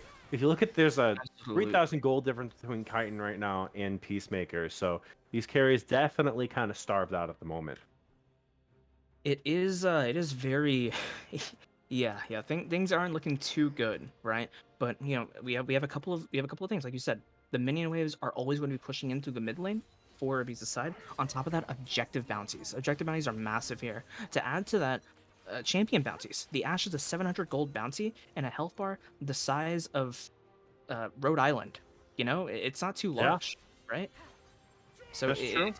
If Kaiten or if Yumi can do something, Infernosk, sorry, could do something to try and get the Ashe down a little bit of health, maybe they could turn the tide. Maybe they can get a nice shutdown gold bounty into them. Because right now, your win con is Kaiten. And this is from a realistic standpoint. Mm-hmm. Yeah, so Yeah, looking for River. River's not... He is Yeah. entirely overextended at the moment. As Yeah, he's it's collapsed upon by Barak. Infernosk, the unfortunate soul that was with him, gets stunned. Jeez. Rooted. Senna Ard, they get completely taken That's down. Baron. That is in fact going to be the Baron, as Cooper is now just going to use this Hullbreaker to split push into their base. I was going to say, Cooper must be having fun. Kind of playing PvE this game. Everyone else is fighting across the map. Cooper just sits around, pushes waves. It's a simple life for a Scion player. I'll be honest, I'm actually pretty happy that Scion's made its way into the meta. Whenever I see Yeah, Scion fair. played, I actually really enjoy it. Even if it's just like, especially if it's Inting Scion. Like, it's not even a sarcastic comment either. I actually think Inting Scion's super fun to watch because it's something different. You know? And speaking Bots of get Inting collapsed Scion, on, though. Cooper might be Inting here as he is now walking down to the bot lane, but he presses R as Adashon beats on as much as possible and just gets away completely. Not an int. That was a tactical overextend as he now burns his retreat? R. Absolutely. And he's gonna have the R in the next fight. By the time he gets to the lane, he's gonna have his R back. Mm-hmm. Yeah. Shout out to Singular Bread. Inting Scion is a virus. Feel you on that. It's super Oh, interesting. Titan's in trouble though. Kaizen gets a nice Q onto Barak. He doesn't know damage to anybody though. But the Yumi Inferno's getting on top of him. This is why Yumi is so strong in these team comps. He can just pop in and save anybody that he wants. Yeah, there's not a lot of cut down either on the side of CB. No, there is Yeah. not. And speaking of cut down, Waka just got obliterated, completely deleted from the game by Peacemaker and Sidarian. And now we're looking at Adashan, who's also getting deleted by Barak. Rivered and Barak now walking into the mid lane. They're gonna try and get some more. They're gonna try and impress the team anymore. The Rangers are gonna try and get another turret possibly. And Inferno's is doing no damage to Rivered anymore. Yeah, I don't think Cooper's left the bot lane for like the past 3 to 4 minutes. River's running around the base on the inside, and Cooper's still farming bot lane. Like, I haven't seen anyone leave. He's been there for maybe the past 5-6 minutes, just kind of hanging out down there. I'm pretty sure he has as well. And now the first Nexus Tower is dropped. The top inhibitor is dropped. The bottom inner tower has dropped. And now the bottom inhibitor is going to drop as well. This is a 25-minute game. They might be looking to end here. They have the Baron buff. Yeah, they have the gold lead as well, to be honest with you. Nothing's really able to stop them. Teleporting on the minions as well. He flashes out. Nice Anivia Q. Oh my gosh. That's R. And Waka's going to go down, but now it's Kaizen going into Cooper. Cooper taken down now, but Kaizen does get rid of it. He roots his other teammates as well. Inferno's trying to get as much as he can. I'm trying to do as much damage as he possibly can. But Sidarian goes in, but Adashan's here on the offensive. I know it doesn't have R and takes down another person, but now River is here, flashes over. Adashan flashes as well. Sidarian's also there, but it doesn't quite enough. And now Rangers are going to go and ace and win the game, and that is the conclusion to this match.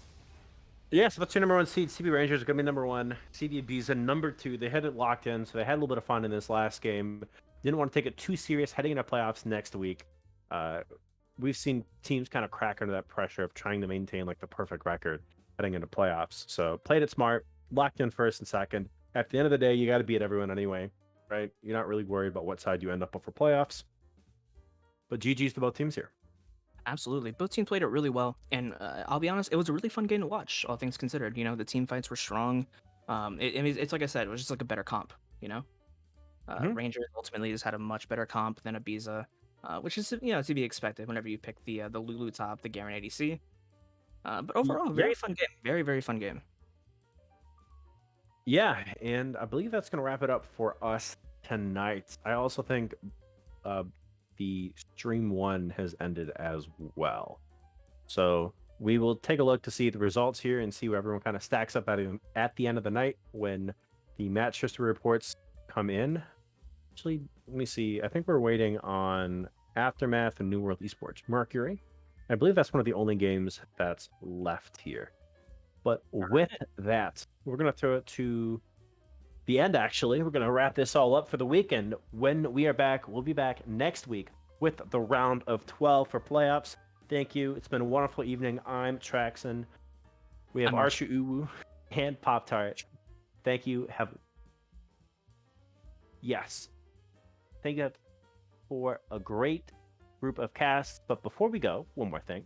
We got the Family Feuds. Head over and take a look. I believe that's posted in the Discord. Fill that form out. And we'll be back Monday with Diamond Playoffs. Have a great night.